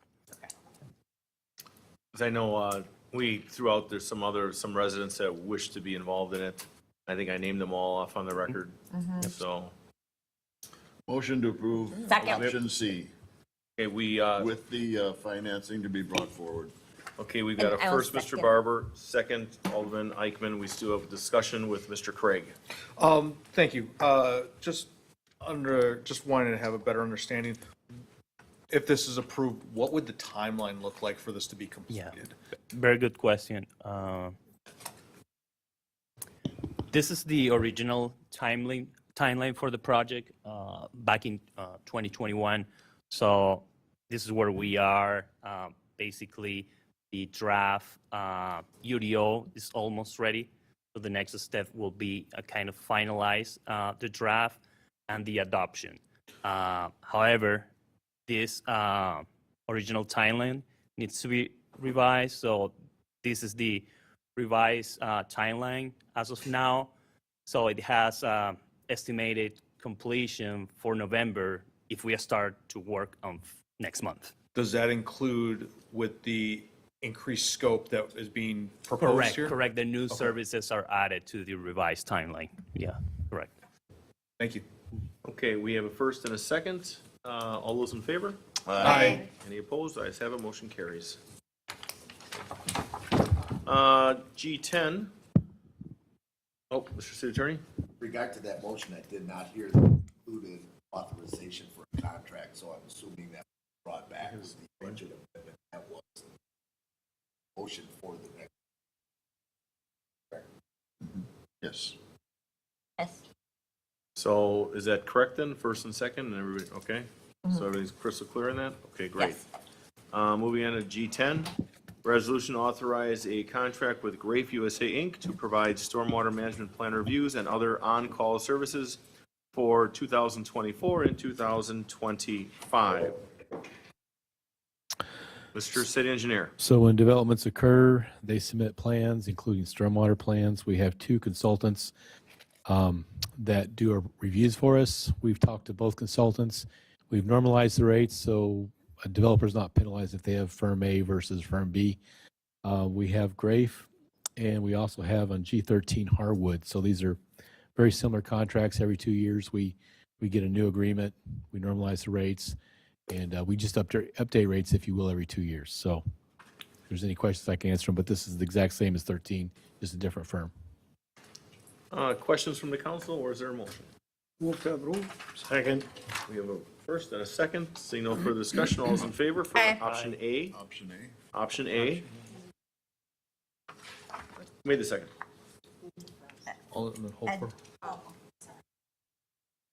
We have a first and a second for option A. See no further discussion, all those in favor? Aye. Any opposed? Ayes have it, motion carries. G11, authorization for the Department of Public Works to accept and execute reforestation and wetland restoration agreement with Milwaukee Metropolitan Sewage District for municipal tree planting.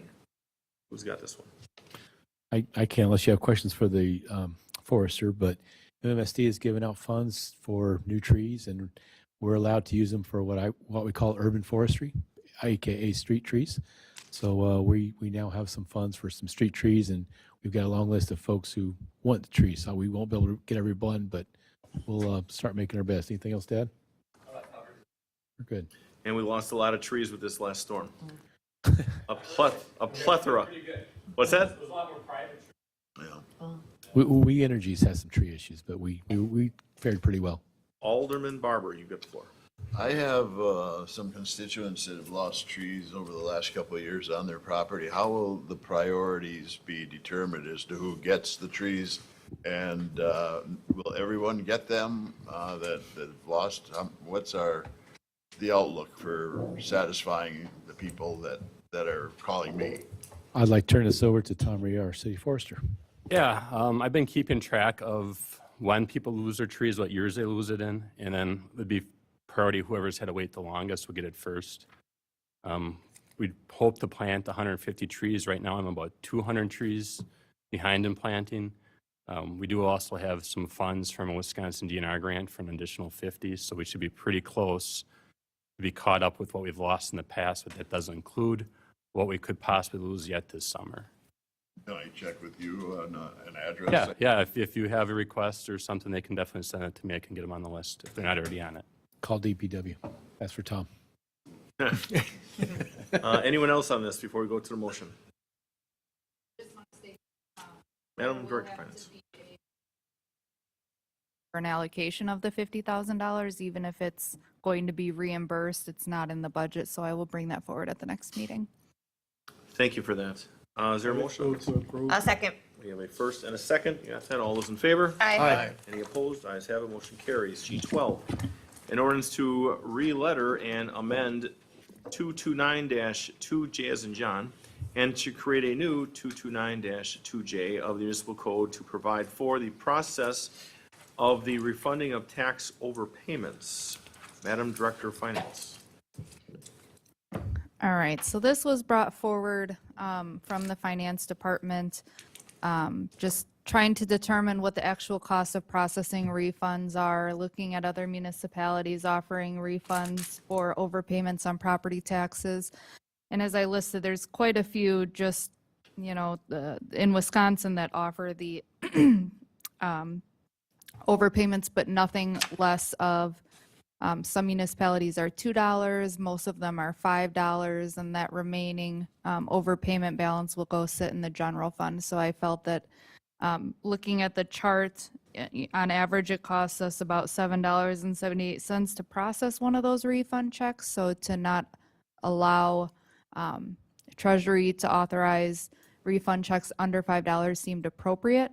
However, we have it written in the ordinance that if a taxpayer does request that they want their refund, that is okay, but then we would charge a $5 processing fee to process that for them. So it almost just minimizes the option to have a refund check under $5, basically.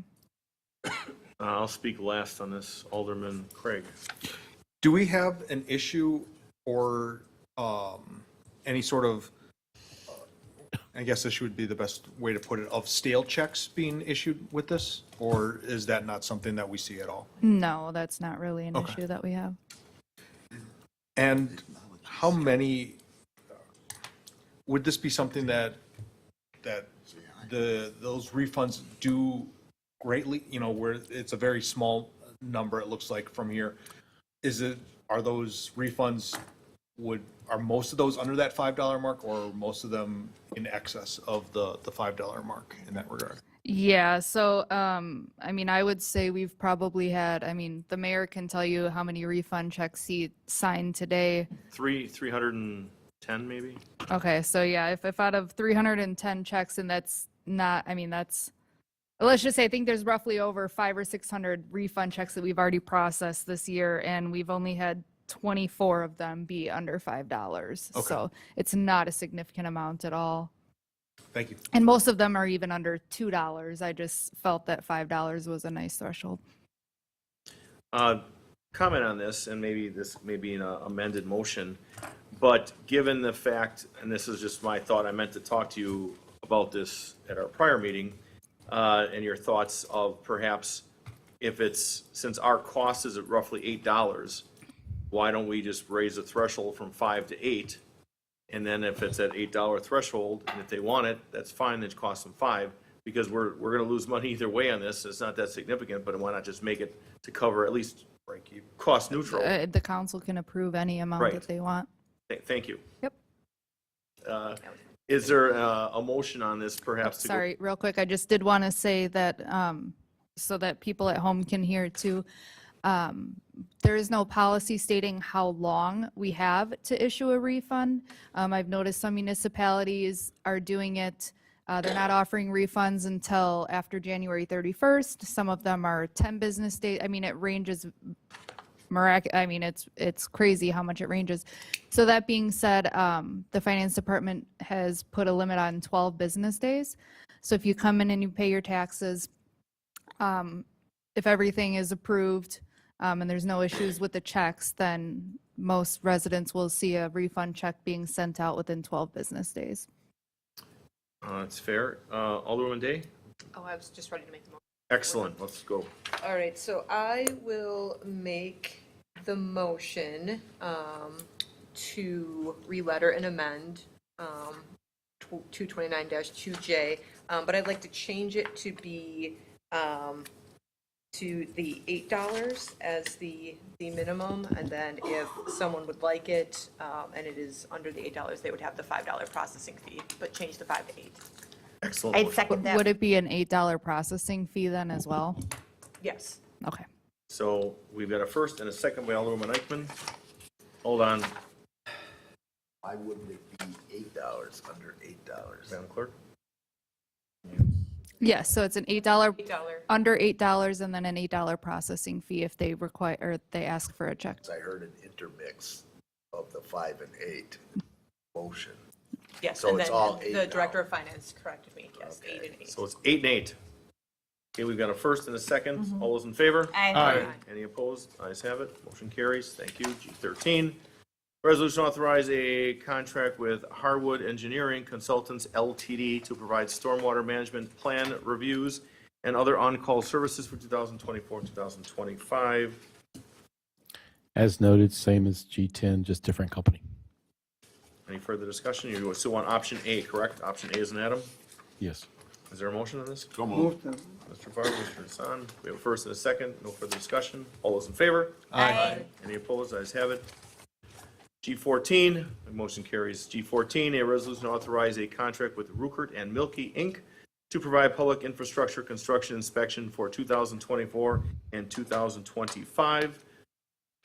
Same. Okay. Possible authorization A. Second. We have a first and a second. Seeing no further discussion, all those in favor? Aye. Any opposed? Ayes have it. G15, an ordinance to amend ordinance 2022-2521, an ordinance adopting the 2023 annual budget for the Development Impact Fee Fund to provide additional $505,422.24 appropriations for the transfer of park impact fees to support capital projects. Who's got this one, Madam Director of Finance? Sure, I can just. A little brief overview before we go into the vote? Yep, so in your 2022 and 2023 budget, there was appropriation set aside for projects that were eligible for park impact fees. The transfer was not made in 22, and so in order to clean it up in 23, I'm requesting that I went through all of the projects that were eligible for park impact fees in 22 and 23 that did not have the money transferred over into our capital improvement fund. I have those listed and how much each of those projects were eligible. And so I'm just asking that we increase the appropriation so that we can transfer that money over. Excellent job. Alderwoman Eichman. Motion, I was gonna make the motion to adopt.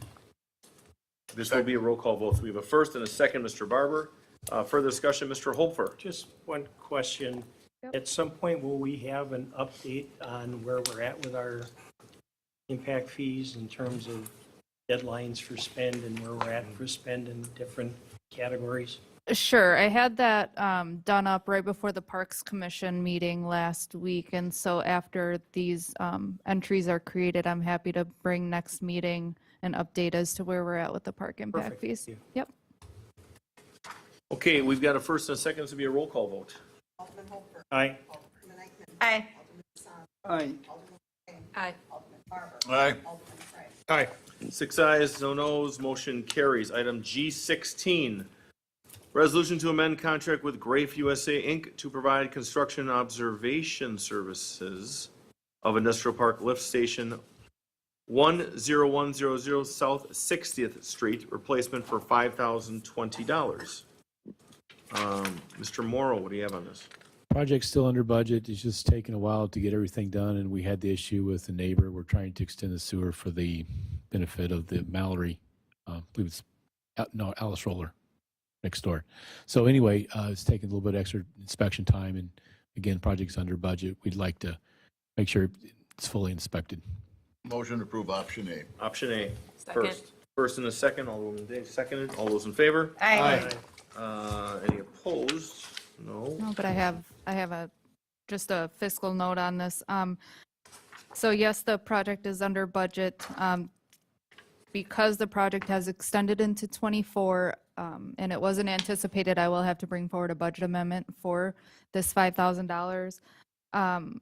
And I believe I had spoken with the assistant city engineer regarding the issue with the bonds that we took out on this project. We took it out in 2021, and I just wanted to make note that we have 2 years to spend the money, but we have 3 years to spend it with the anticipation of running into an arbitrage issue. And right now, Ellers is going to be calculating those arbitrage amounts for us. And we might have to pay back some interest that we've accrued as of December 2nd, 2023, I believe. So that was just something that Ellers and myself and engineering will have to work through. But we do technically have until December of 2024 to spend the remaining on the bond. Thank you. We had a first and a second. I believe the motion was already voted on and passed. Is that correct? Okay, excellent. Moving on to G17. A resolution for Foth Infrastructure and Environment LLC to perform a 2024 bridge inspections for $5,400. $5,400. Mr. City Engineer. So we have to inspect our vehicular bridges every other year. And historically, that's been done with in-house staff. They've changed the rules a few years ago, which basically prohibits anybody from doing it unless you're specially trained and a licensed professional engineer. Mr. Ronnie Sunshine, our engineering tech 4, has been doing it, so he's been grandfathered and been allowed to do it. He plans to retire in 2 years, actually. And so for Ronnie to do the inspections this year, he has to go to a $1,000 class and overnights and travel and so forth. So the thought was, let's go ahead and include Foth to do these inspections. Neither Tyler or myself are adequately trained and allowed to do the inspections. And that allows Ronnie to oversee the consultant who does them for the first time. And then when it does it again, it's 2 years when Ronnie's gone, our consultant will just pick it up from there and do the inspections. So I do have funds in the engineering budget for miscellaneous consulting, and I'd like to do that here, but I did want to put this in the council action so you understand the shift and change. We will probably, or not probably, but in every other year, we will have this expenditure we're going to anticipate. Okay, is there a motion on this? I'll make the motion. I have a first. Second. And a second with Hofer. All those in favor? Aye. Any opposed? Ayes have it, motion carries. Thank you. All right, the city attorney is stepping out briefly. And as he walks away, I'd like to give acknowledgement and recognize a young gentleman in the audience tonight. He is a scout. He's a sixth grader at Forest Park Middle School who is here to join us tonight. Welcome.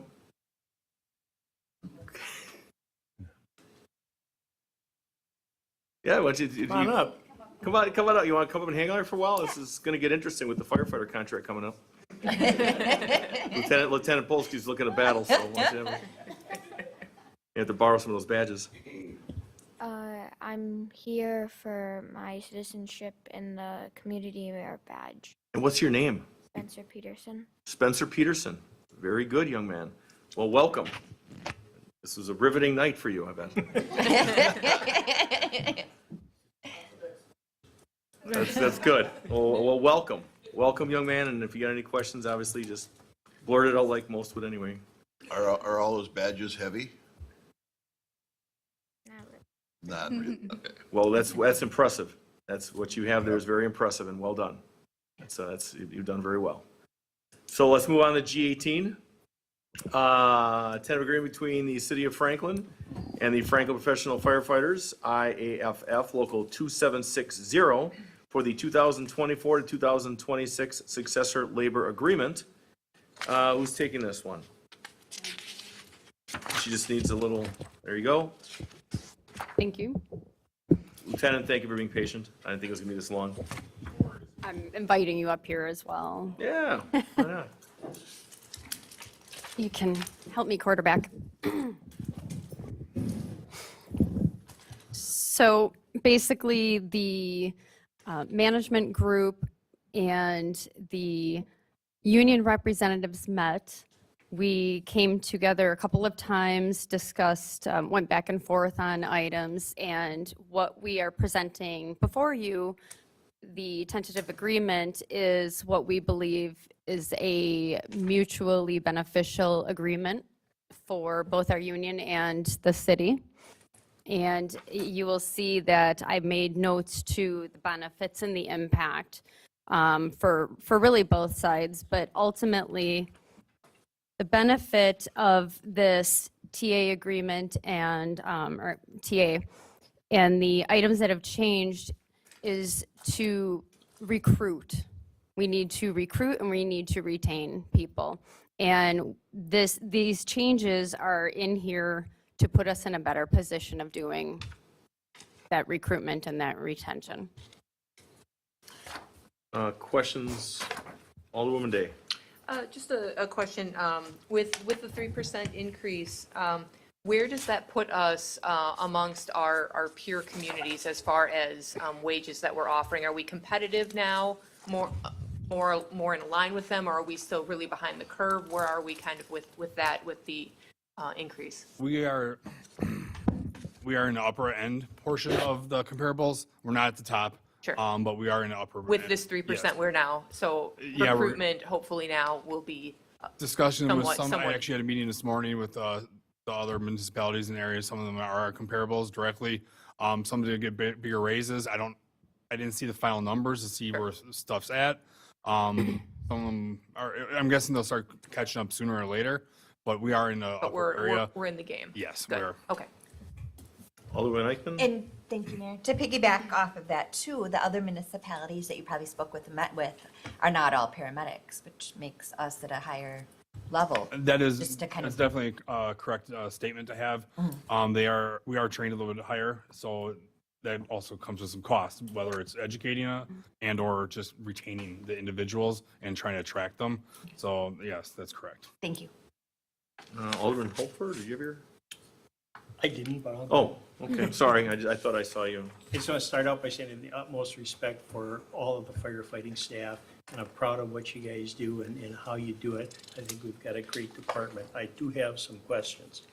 I don't see any costing on any of these changes, so I guess my question would be, are there things in here that are going to impact the 2024 budget other than the across-the-board 3%? Because we're adding a captain's position, we're changing, doing things with time and a half, we're changing accrual for sick, we're doing a lot of things here, and I don't see any, if it's going to impact us fiscally at all. Yeah, there'll be, I believe that the conversation centered around a minimal impact fiscally, and some of this is by per situation. So it's really hard to come up with the impact here of that. Other than the 3%.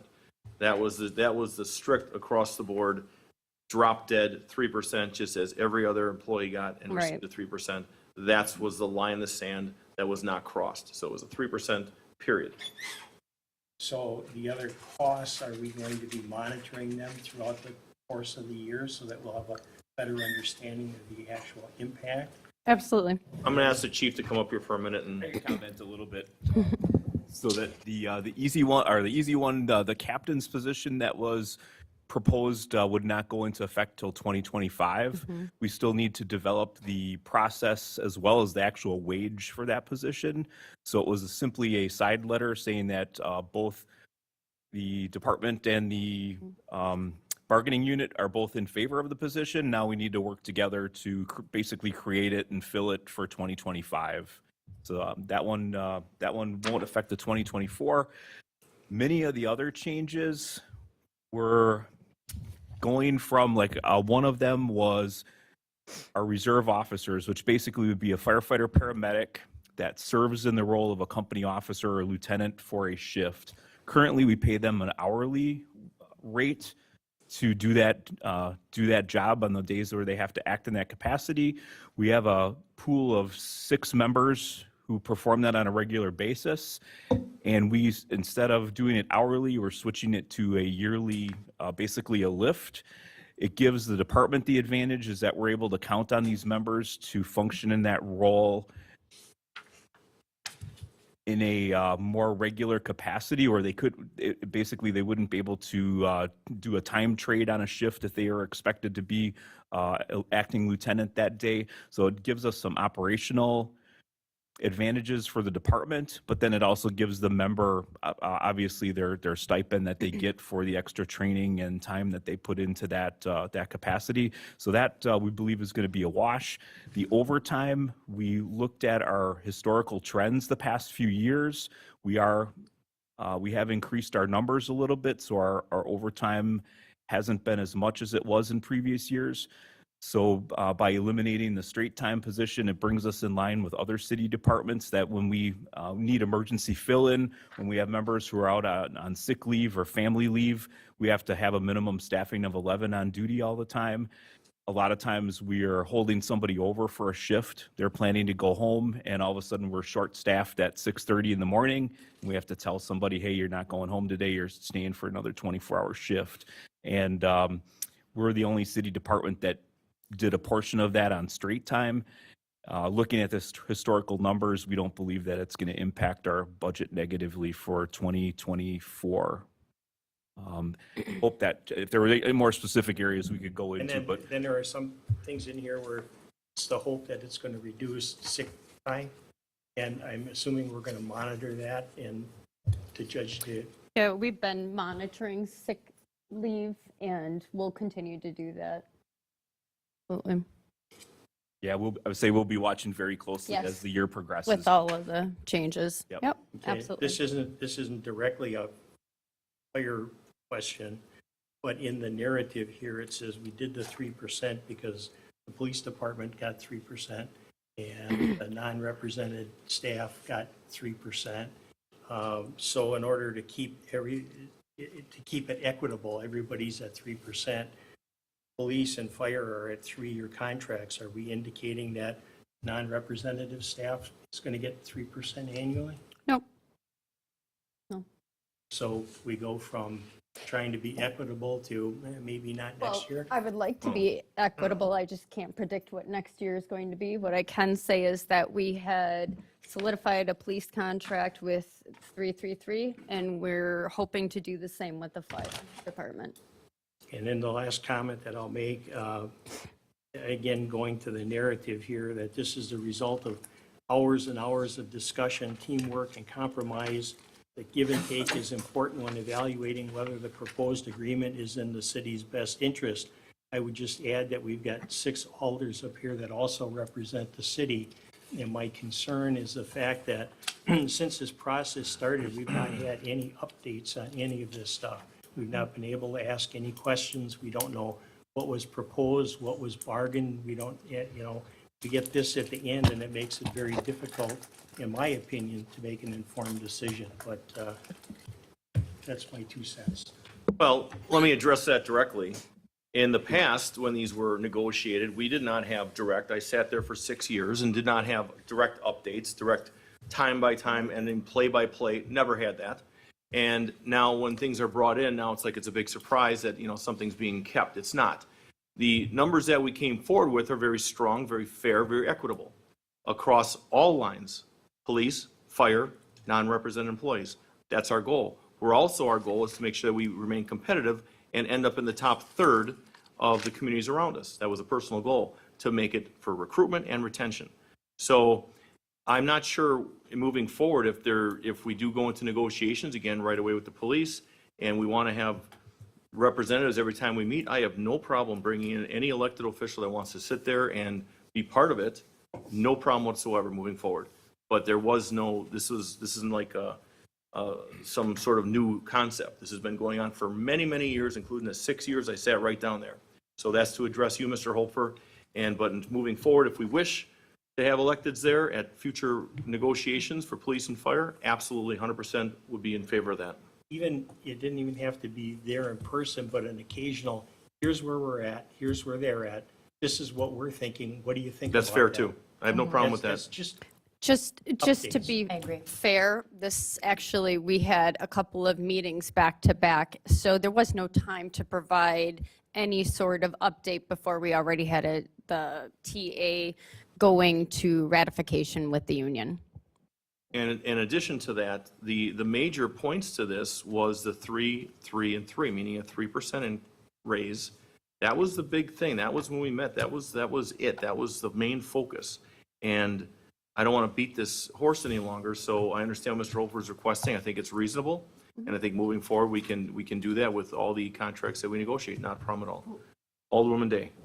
This is going to be really, really small peanuts after that conversation, but I forgot when I had my turn earlier. Under the clothing allowance piece, can we make sure that the amount that they're getting for the increase is after tax? It's just going to be marginal to the budget, but I want to make sure we're increasing this for a purpose because it hasn't been increased for a long time. I want to make sure they get that full amount and not have it, taxed down to it being, pennies. Well, they're getting. I don't know about that because I get my uniform allowance, it's taxed. It's been taxed. I believe there's part of it, it's kind of built into FLSA laws and it's always been in a tax thing, as far as I know as well. There's portions of it that's built into the whole Fair Labor Standards Act. I Okay, believe so that's why it's so part of then, that. so then if it is taxed, It is. this amount moving forward is sufficient for what you need, just because it hasn't been updated in so long, and I know that, Of course he's gonna say no. Go Well, ahead, right, Brad. no, but I'm saying. She should give you a like I said, softball. I'm telling you, I know it's Slam peanuts. dunk it. No, you're correct. But I mean, it hasn't been updated in a long time, and it's, it's $10, or less than $15. So, It's positive movement. At the end of the day, that wasn't what counted. no, I know, small peanuts, but I want to make sure that, there are some departments that get kind of a lot for that, and some departments that get nothing for it, and I want to make sure that you're getting what you need out of that. So, just We're making do, so it's fine. I mean, with some of the other concessions, everything else is, it's fine that way. I appreciate the discussion, and maybe next session, a couple years, we'll bring it back and talk more. And bring you into it. I'm sure you will. suddenly I've now been included in the Come into it, conversations. Start arguing for it. I just do want to make one comment, though, back to Alderman Holfer. The thing is, traditionally, we've never talked about, because the problem is you started getting 6 or 7 different ideas. Like me, we do not talk anything about, my board is silence with all my members.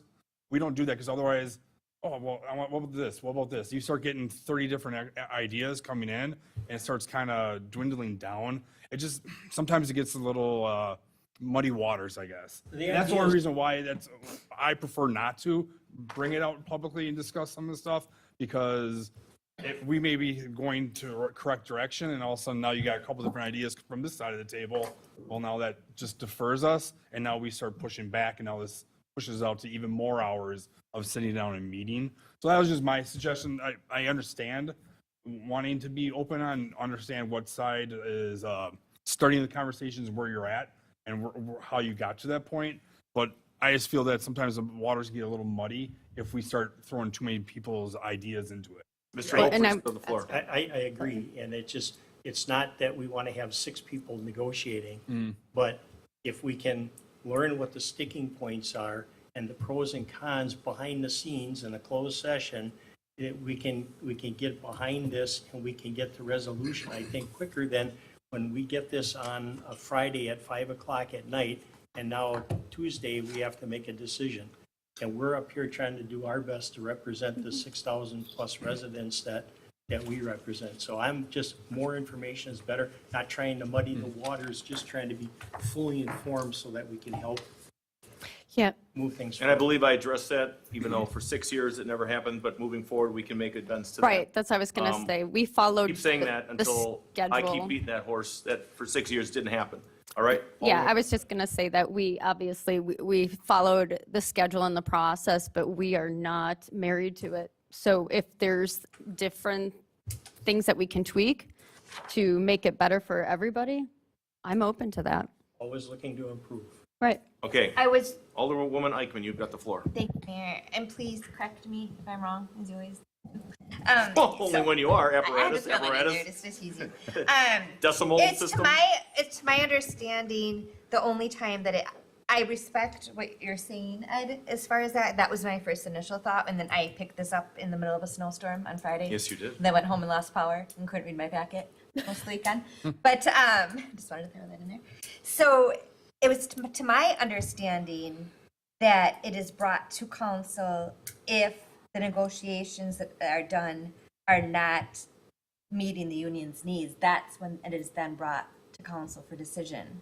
Am I correct on that? Just for Well, for clarification for us and for those listening at home, because that's what happened with the police contract, that we didn't come to, those that were negotiating didn't come to an agreement with the union, then it came before council. An agreement was made with the union for the fire department, so then it was not needed to be brought to us. Is that a good explanation? I'm gonna Or answer. Are correct you would ready? be better. Are you Yes, ready? I'm done. Thank you. Okay, so when you come to an impasse or you come to a stalemate where you're trying to avoid arbitration, efforts with the PD were, that's what we did. It was to avoid arbitration. Then once that was done, we met with the fire department, and the fire department was, worked very well and very smooth, and it went great. And that's why we didn't have that hang up or that hookup. So that's why, so you are correct. That's why we didn't have a impasse. So Alderman Barber. I'd like to make a motion to approve the tentative agreement. Second. We have a first and a second discussion. Alderman Craig, go ahead, hit it. So the item of the captain's position, you said that it's an agreement in principle and it hasn't been well defined yet. Is that the only position, or are there underlying levels that would also be created to create that pathway to that, or is this just a standalone on its without any other like pluses and minuses, like above and below?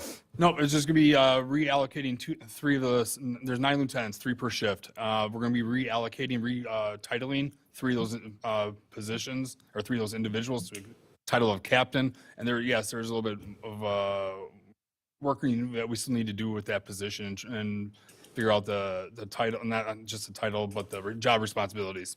So there will be 3 captains, not just 1 then? Correct, 1 per shift. Okay. Yeah, the vision, just to expand on what Brad had said, the vision would be that these 3 individuals would have some ancillary responsibilities. One of their main would be that they would be the fill-in for the shift battalion chief, who is our shift commander, if they are not on duty. The captain would be the primary officer who would basically be the shift commander for the city. There was a request to have this narrowed down. It's a pretty big responsibility, especially if you don't do it very often. So there's a core group of our officers who aspire to become lieutenant or aspire to become battalion chiefs. So this is a role where they would be able to be mentored, act in that responsibility, and be a little bit more comfortable with it. But then the other ancillary duty that we were looking at is we would like 1 captain to be assigned to each of our fire stations, where they would actually oversee the physical plant of the facility, the actual building itself, and take a more hands-on role with the maintenance and upkeep of the building, and then also be that neighborhood liaison for tours, special events, community events in the area of that fire station. So it would be a little bit more responsibility than what our lieutenants currently do. So we'd be going from 9 lieutenants to 6 lieutenants and 3 captains, correct? Yes, that's correct. That's what I'm looking for. Thank you. And just to clarify, that is a letter of understanding as part of the agreement. So it'll be defined over time. So we've got a first and a second. This will be a roll call vote. Alderman Craig. Aye. Alderman Barber. Aye. Alderwoman Day. Aye. Alderman Hassan. Aye. Alderwoman Eichmann. Aye. Alderman Holt. Aye. 6 ayes, no nos, motion carries. Thank you. Thank you, guys. Enjoy the Thank process. you. Mayor? We're gonna take a 5-minute break just before we go into the assessors thing. That was my goal. This should be pretty quick. You need to go. Bid results for the 2023 DPW site improvement project at 7979 West Ryan Road, tax key number 89699900001. and Alderwoman Eichmann is vacating at 8:40 PM. Mr. Morrow, what do you got? So we had a cold storage building in the 2023 budget. We bid it out in November of 2023, and long story short, it came in over budget. So we have until February to actually decide if we should decide to award it. But having given a careful look, and you can read, given the lateness of the hour, you can read everything involved. But bottom line is, staff would recommend that we reject all bids, and we return to you with a proposal from the architect to expand the current facility. We think we can get a bigger bang for our buck doing basically money spent that way, and we'll put the storage building off to some future project. But for now, we could expand the current facility, which is actually made to be expanded. It wouldn't be the full expansion that we talked about a couple years ago as far as what DPW would truly like, but for the dollars per square foot, I think we can get a better bargain for that, and we could use our space more efficiently. So this is the most complex options we've ever given you. We're proposing capital A, lowercase a, reject all bids, and return with the amendment from the architect for an expansion of the current facility. So I can answer any questions, but it's all in there. Alderwoman Day. I just wanted to say for the record, based on the options in front of us and the potential council action, I will be abstaining from this vote. Okay, Alderman Hopfer. I don't know if you have the answer to this, but it's a ridiculous amount for alternate two. The difference between those two bids for the wall repair for the salt shed. It's insane. Yeah, I don't have a good answer for that, other than somebody thought that they could do it a lot less expensive. I would suspect that Hassinger was going to have a sub come in and do that. But it's, so explain what alternate two is. We have two salt barns. We have a barn that we anticipate someday we'd have to tear down. This is that barn. But once we got to looking at it, it's like, we could probably replace a few structural members and then just replace the wood around it. So what's happening right now, the salt has basically eaten away a lot of the wood that it's been exposed to. So that's what that option is. So it is a big discrepancy, but for $43,000, still it's a small change considering the overall cost of the project. And then if you do the partial expansion, will continue so that it could be expanded again in the future. That would be definite. So we could, we'll call it expansion, A, and then we'll have expansion, 2, 3, 4 in the future. Thank you. Nothing?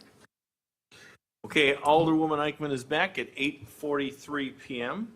Madam Director of Finance, do you have anything on this?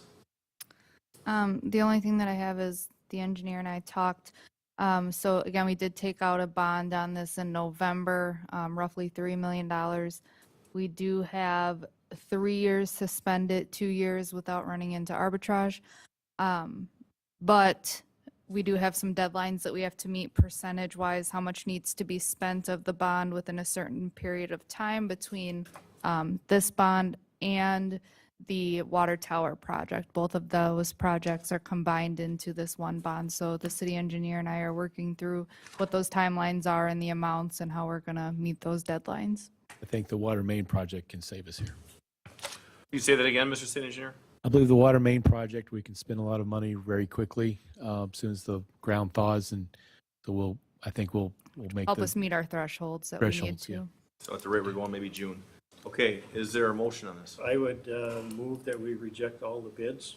I would And second. direct staff to return with a contract amendment from the architect to design the addition to the DPW facility. And we've got a first and a second. We could do a roll call vote, please, on this. Roll call vote. Alderman Holfer. Aye. Alderman Eichmann. Aye. Alderman Hassan. Aye. Alderwoman Day. Abstain. Alderman Farber. Aye. Alderman Craig. Aye. So we got 5 ayes, no noes, 1 abstention. Motion carries. Item G20, authorization to bid a water main project on South Lovers Lane between South Phyllis Lane and West Herta Place in D6. Mr. Morrow, what do you got? We've already talked to you about actually doing the project. We just never asked for permission to bid the project. So this is in conjunction with the DOT project along Lovers Lane from Rawson to College. And on the east side, between Phyllis and her, there's an access road. It's basically one block that for some reason never had water mains like the rest of the neighborhood. Decision has already been made to do that. We are going to assess for the project. We're just getting permission to bid it. Move to approve. Second. We have a first and a second. Say no further discussion. All those in favor? Aye. Any opposed? Ayes have it. Motion carries. G21, a resolution authorizing a contract with R.A. Smith, Inc. to provide public infrastructure construction inspection for 2024 and 2025. Mr. Morrow. Similar to item 14 and item 23 coming up, same project for inspection, just 3 different firms. This one is for R.A. Smith. Is there a motion? Move to authorize option A. Second. We have a first and a second by Mr. Yusuf Hassan. We have any further discussion? Seeing none, all is in favor? Aye. Any opposed? Ayes have it, motion carries. G22, Rapid 7 Annual MDR/SIEM Security Services Renewal, account number 01-0211-5257. Madam Director of Administration. I have nothing to add on it, except that this is a renewal for services that we need to have. Excellent answer. We have a motion on this. Motion. Mr. Holt for discussion. Am I missing something that the numbers aren't matching? No, I asked the same question to myself. So the quote is for 81,000.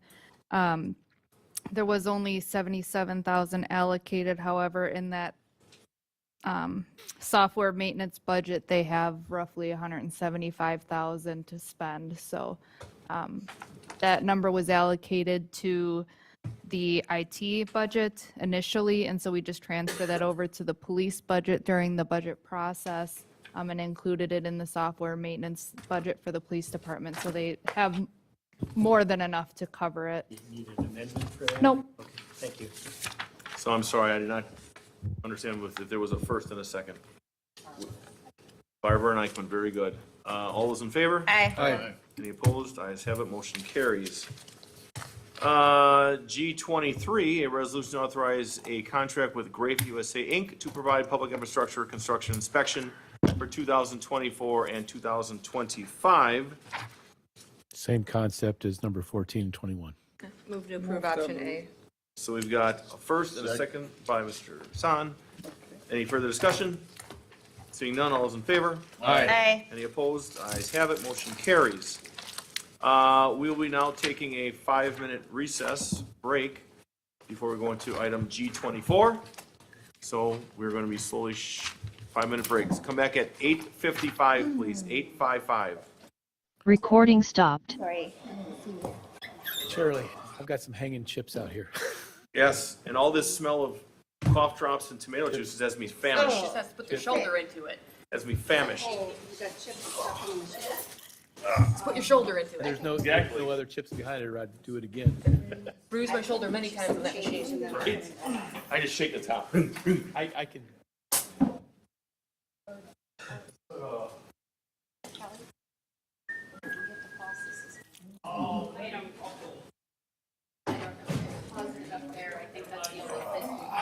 Yeah, Wade? We're both like, Why is your phone number Menards now, man? I don't know what that's about.